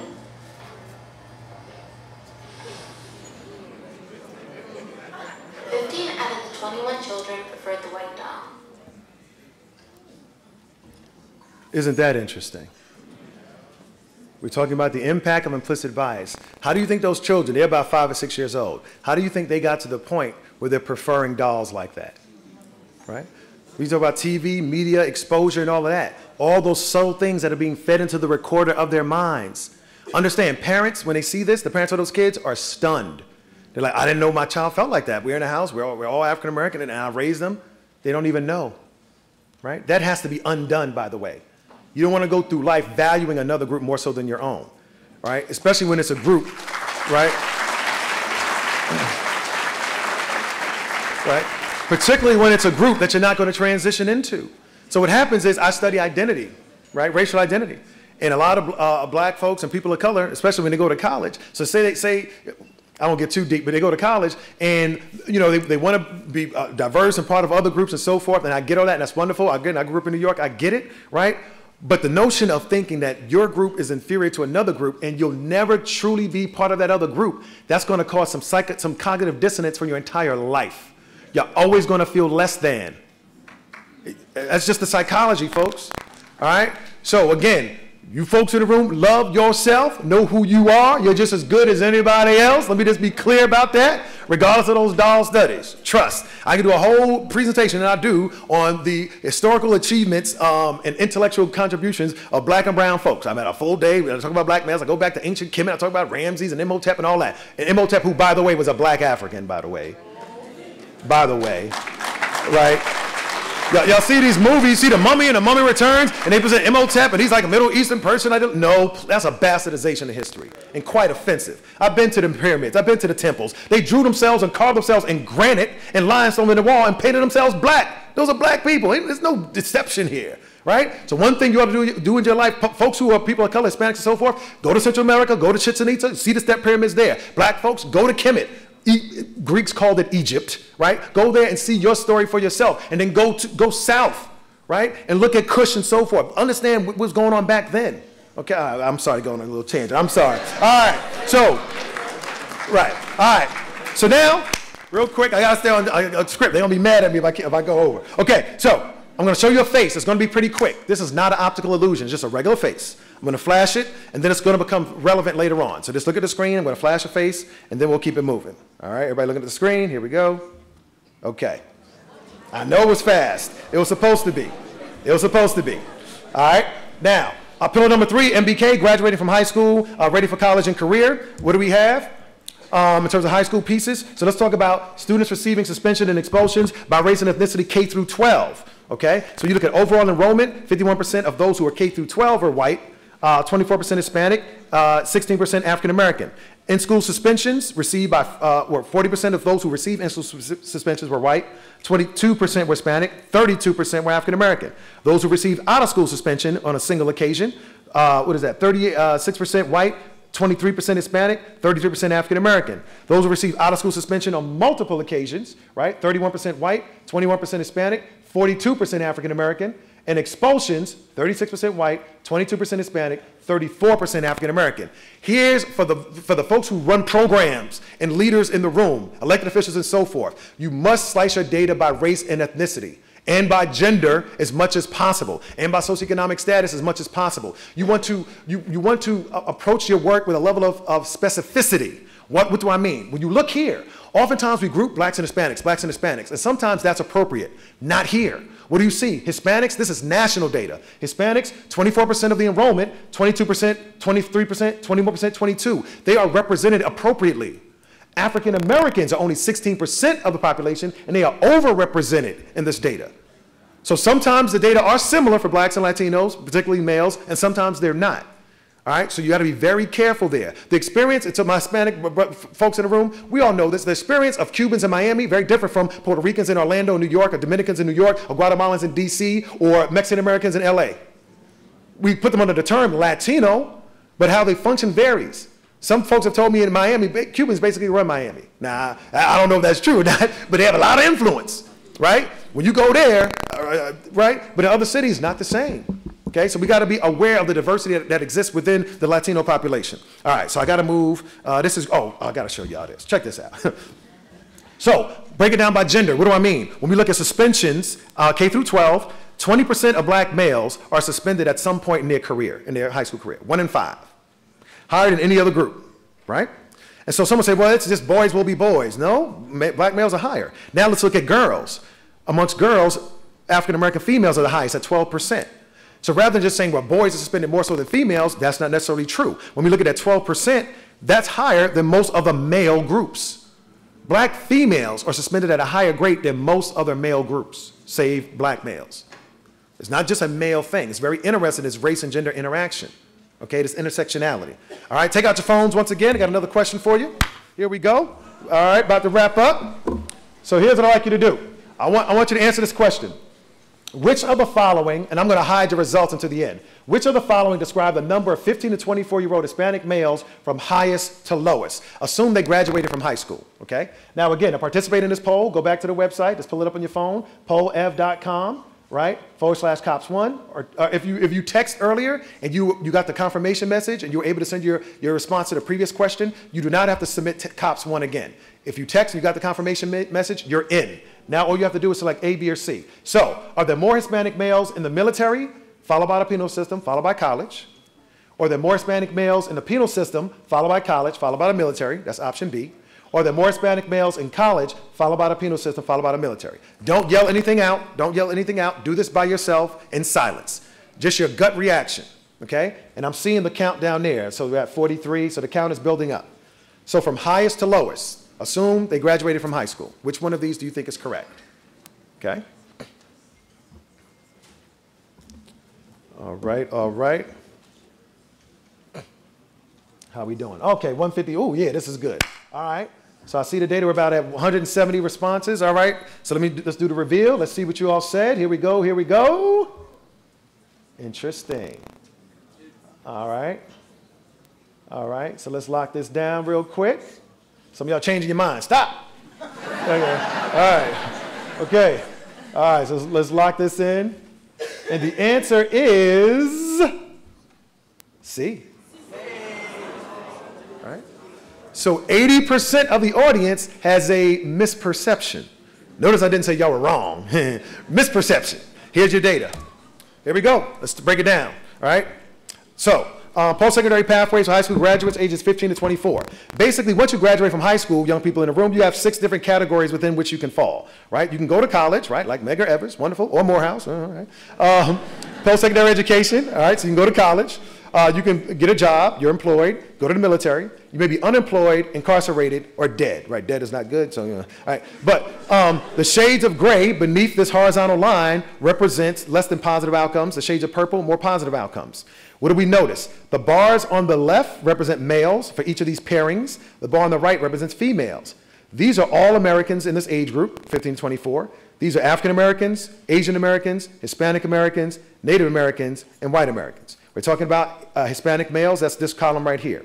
So 33.4% of them in this group in college, 5.2% incarcerated, 1.1% in the military, right? That's your answer.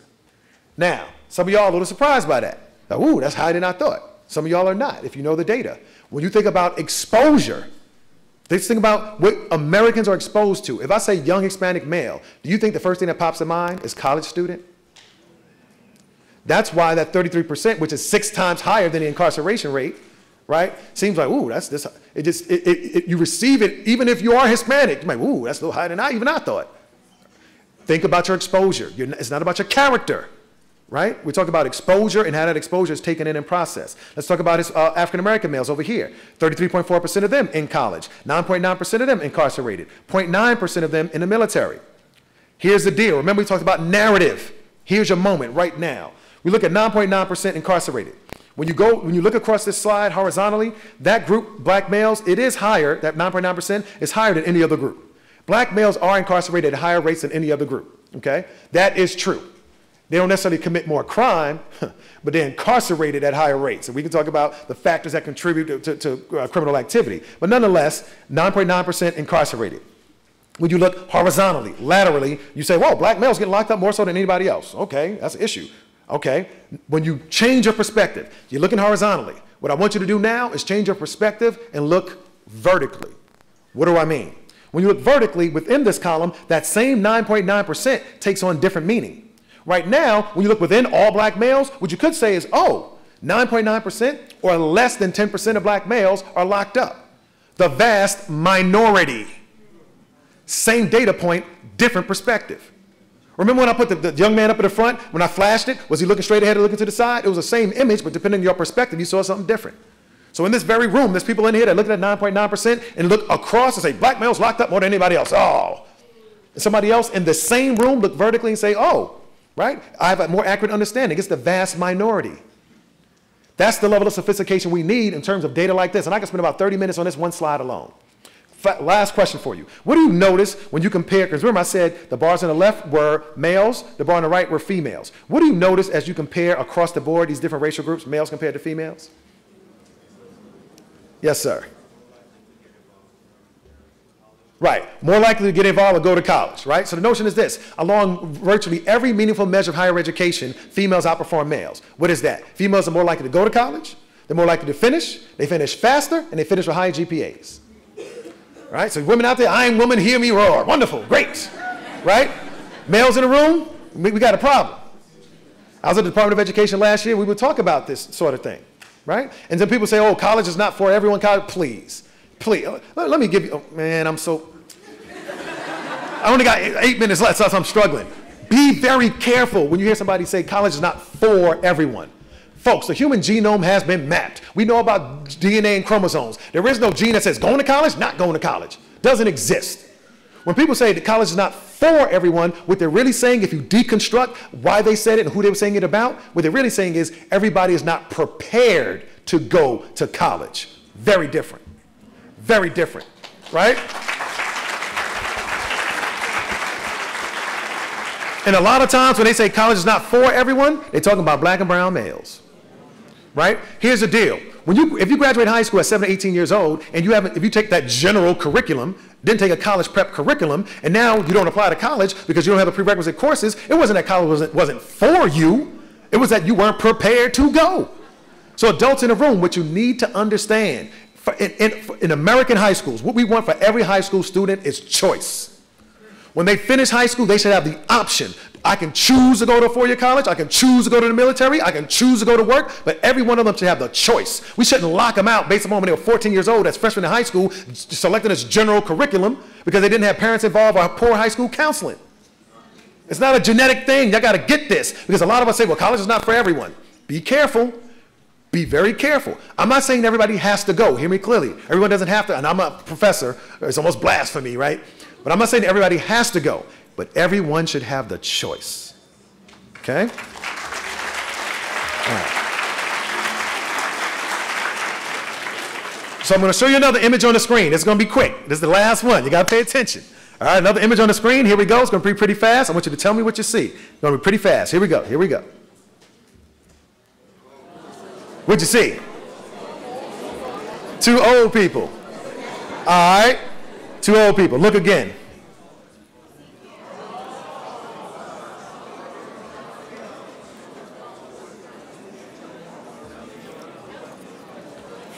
I love the audible. Oh, this is great. All right. So here's a distinction, implicit, explicit. I flashed it. That's the automatic implicit. It did register in your mind. Then I gave you more time to process. That's the conscious explicit. So how many people do you see now? All right, originally you saw two. So we got an older woman here, younger woman here, younger man here, older man here. And this, I guess, side babe coming out the side. I mean, all right, but I'm just playing. Reverend Marks, no, you know. All right, but the notion is, all right, it's his daughter, Okay, all right, but the notion is this. 2 at first, 5 afterwards. Conscious, unconscious, implicit, explicit. All right? So finally, these last two, in terms of males of color, MBK milestones, successfully entering the workforce, keeping kids on track, giving them second chances. What does that look like? I'm going to show you this video real quick. It's pretty self-explanatory. Hispanic male looking for a job. My name is Jose Zamora, and I had to drop a letter to get the time. Every morning I wake up, go on Craigslist, and apply to many jobs. Every job that I feel qualified. About 50 to 100 a day for months. No phone calls, no emails. One day I thought, what if I tried to remove the S in my name and maybe I could make some hours? And one day I decided to go from Jose to Joe. 7 days later, the next Monday, that's when all the responses started coming. That's when all the replies came through. The position is open, they want vacancy. Call us back. I was applying for the same exact job. The exact same resume, the exact same experience, just a different. Sometimes I don't even think people know or conscious or aware that they're judging, even if it's by me, but I think they don't do it all the time. All right, so that's an audit study, highly Googleable. You can able to be Googled, right? If you just Google resume, race, name, and these things will pop up. So this has been shown again and again. Where I got a bunch of other data to show you. I got to wrap up. But names matter. They did a study where they sent out names, submitted names for jobs. Half of the names were mainstream. Michael Johnson, Allison Jones. Half of the names were ethnic. Malik Johnson, Aisha Jones. Their resumes were the same. Pretty much identical. What did they find? Those with the ethnic sounding names, 30% less likely to be called in for an interview. their qualifications were the same. When you ask a hiring manager, oh, Aisha applied, why didn't you invite her in for an interview? The hiring manager's not going to say, because her name was Aisha and it sounded black. They're going to say, the implicit bias ones are going to say, I just didn't think she was a fit. Making it implicit, that's the point. They don't even know what's happening until you show them 300 or 400 names and 50 different jobs over time and you see the pattern. We're talking about good, well-meaning folks like you and I who can still have biases play in. All right, last thing I'll do, and then we'll have to take some questions. That face I showed you earlier, okay? That was the face of a black male. Oh man, I can't even do this. All right, well, all right, let's do it real quick, but it's dramatic and I can't go into so much detail. Basically, I'm gonna show you a lineup that black male was from a study that was done before. So this is what we do with police. So we show them a face and we show them a lineup. We have to pick the face out of a lineup. Don't yell anything out. I'm gonna show you 5 faces. I'm gonna number them and then I'll ask you who you saw. So this is face number 1, 2, 3, 4, and 5. How many people saw face number 1? 2, 3, 4, 5. All right, the answer is 4. Here's what the research actually shows, though. Y'all getting all excited, that's good. Here's what the research shows. This black male is medium brown. When people, witnesses, but a lot of law enforcement, when they make a mistake in terms of physical description, this young man is medium brown, this young man is lighter, this young man is lighter, this young man is darker, this young man is darker. What happens is, law enforcement, when they do make mistakes, tend to err in the direction of the darker. Over here, dark skin, these two, they're more likely to select them out. Why? Because over time, more negative traits have been associated with darker people and more positive traits with lighter people. And that's a global phenomenon, not just in the US. All right? So let me just give you my take-home slide in my 1 minute left so that I can take some questions. Oh, I had so much. This is so good. I had so much more. Okay. But I can send y'all some of this. All right, good. All right. So our take-home messages. Here we go. Take-home messages. We are all implicitly biased even towards our own group, but the consequences of our biases on others depends on his or her role in society or our roles in society. Bias often, but doesn't always, have to affect day-to-day behavior and treatment of others. Data, information, which in the IAT counts as data, not just solely emotions, anecdotes, or personal experience reveals implicit bias. The key method to reduce negative bias is to increase exposure to positive associations between the target group and positive characteristics or information about them. If you notice these images, I'm showing you black scientists, Hispanics at a computer, black males in shirt and tie. I'm giving you counter stereotypic information, things you don't tend to associate with black or Hispanic males. I've been showing you in the background the whole time, okay? Bias affects various aspects of the MBK milestones, talked about that. What you want to do in terms of your BMI work, expose your stakeholder partners in your local communities to the concept of implicit bias and how it may be affecting their males of color work. I gave you those examples. Health, education, criminal justice, whatever, loans. It's a universal sort of thing. How does it affect you? Last question I'll leave you with, last one, all right, for you to consider is this. Question for you.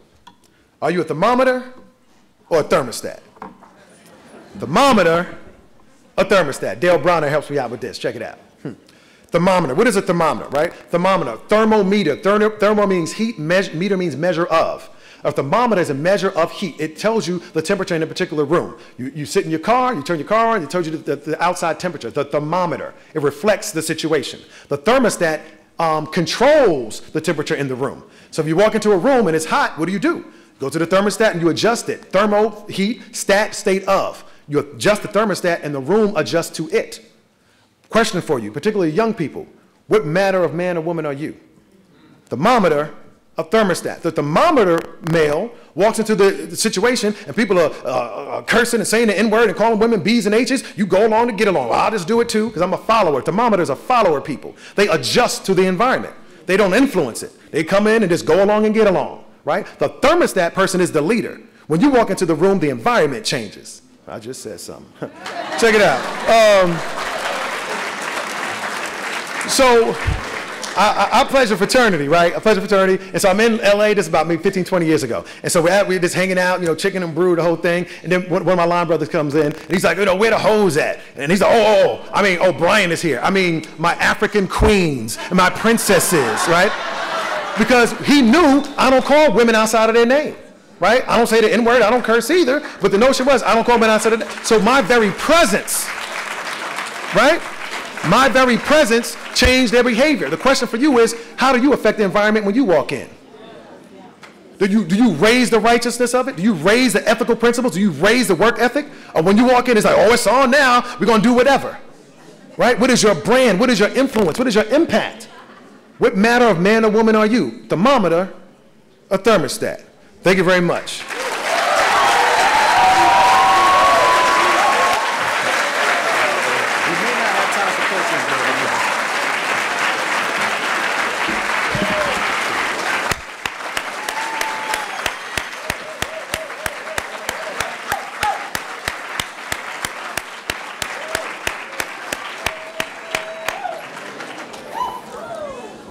Dr. Marks was so great I didn't even want to stop him, but in the interest of time, I had to. And unfortunately, I'm going to give him a bit of homework from you all because we cannot take questions because of the lack of time. I want you to hit him on Twitter and ask him those questions, and I'm sure in that homework assignment he will respond because he gave us a lot. As he indicated, I saw him at a training at the New York State MBK, which I sat on the Blue Ribbon Committee as well as Dr. Crew as well. We were up in Nazareth, and then, well, we began here at Medgar, then we went to Nazareth College, and ultimately the Board of Regents got $20 million to actually fund MBK within New York State. So we were there and we saw you and we wanted to bring you here.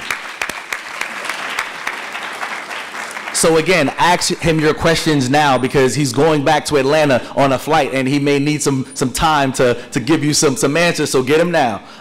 Hit him up now and he will answer those questions. But on behalf of CUNY BMI, we would like to present you with this plaque in honor of your great morning keynote. Oh, I appreciate that. Appreciate that.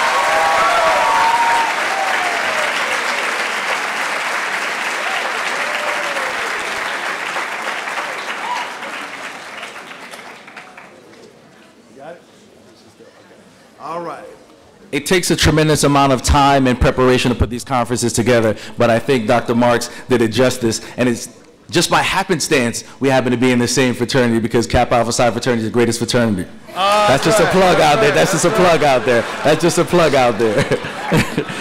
So what I'm going to do now is give you your marching orders. So listen up, please, because what has happened is that we've done such a great job of publicizing this event that all 5 of the breakout session rooms have been jam-packed to capacity. So we had 4 overflow rooms in addition to this. So we have a lot of individuals on Medgar embracing the conference. So listen up, please. If I'm going to list all 5 of the panels, and if you hear your panel and you're in that space already, please stay there. So this goes out to all 5 of the breakout spaces. So panel number 1 is the media panel, from user to creator, and that's located in the Bedford building, which is here in the President's Conference Room. If you are going to that panel and you are already there, stay there. Everyone else who is not going to that panel, please convene in the amphitheater where registration was. Panel number 2 is from finance to economics panels. If it doesn't make dollars, then it doesn't make sense. Bedford building, here in this room, the Founders Auditorium. Advocacy panel, swag, student wellness, advocacy, gun violence. That's in the Bedford building, which is here in this space upstairs in room 2008. Again, if you are already in that space and that is your conference panel, stay there. If it is not, please convene in the amphitheater where volunteers will walk you over to your space because we're in 3 different buildings. The last 2 panels is policy panel, politics as usual is the S building, and the room is Mary Pinkett. And then finally, the mentorship panel, mask off, genuine mentorship relationships is in AB1, Edison O. Jackson Auditorium. All of that is listed in your conference brochure that you received. If you are not in your space, please meet in the amphitheater where registration was, and you will be escorted to your room. Thank you and enjoy the rest of the day. All right. Y'all got a great problem, man. I know, 4 right? overflows. 4 overflows. Wow, Listen, it's grown. Great. We had this in 2008, and it was, like I said, 600 people. We've grown. Wow. 1,100 people.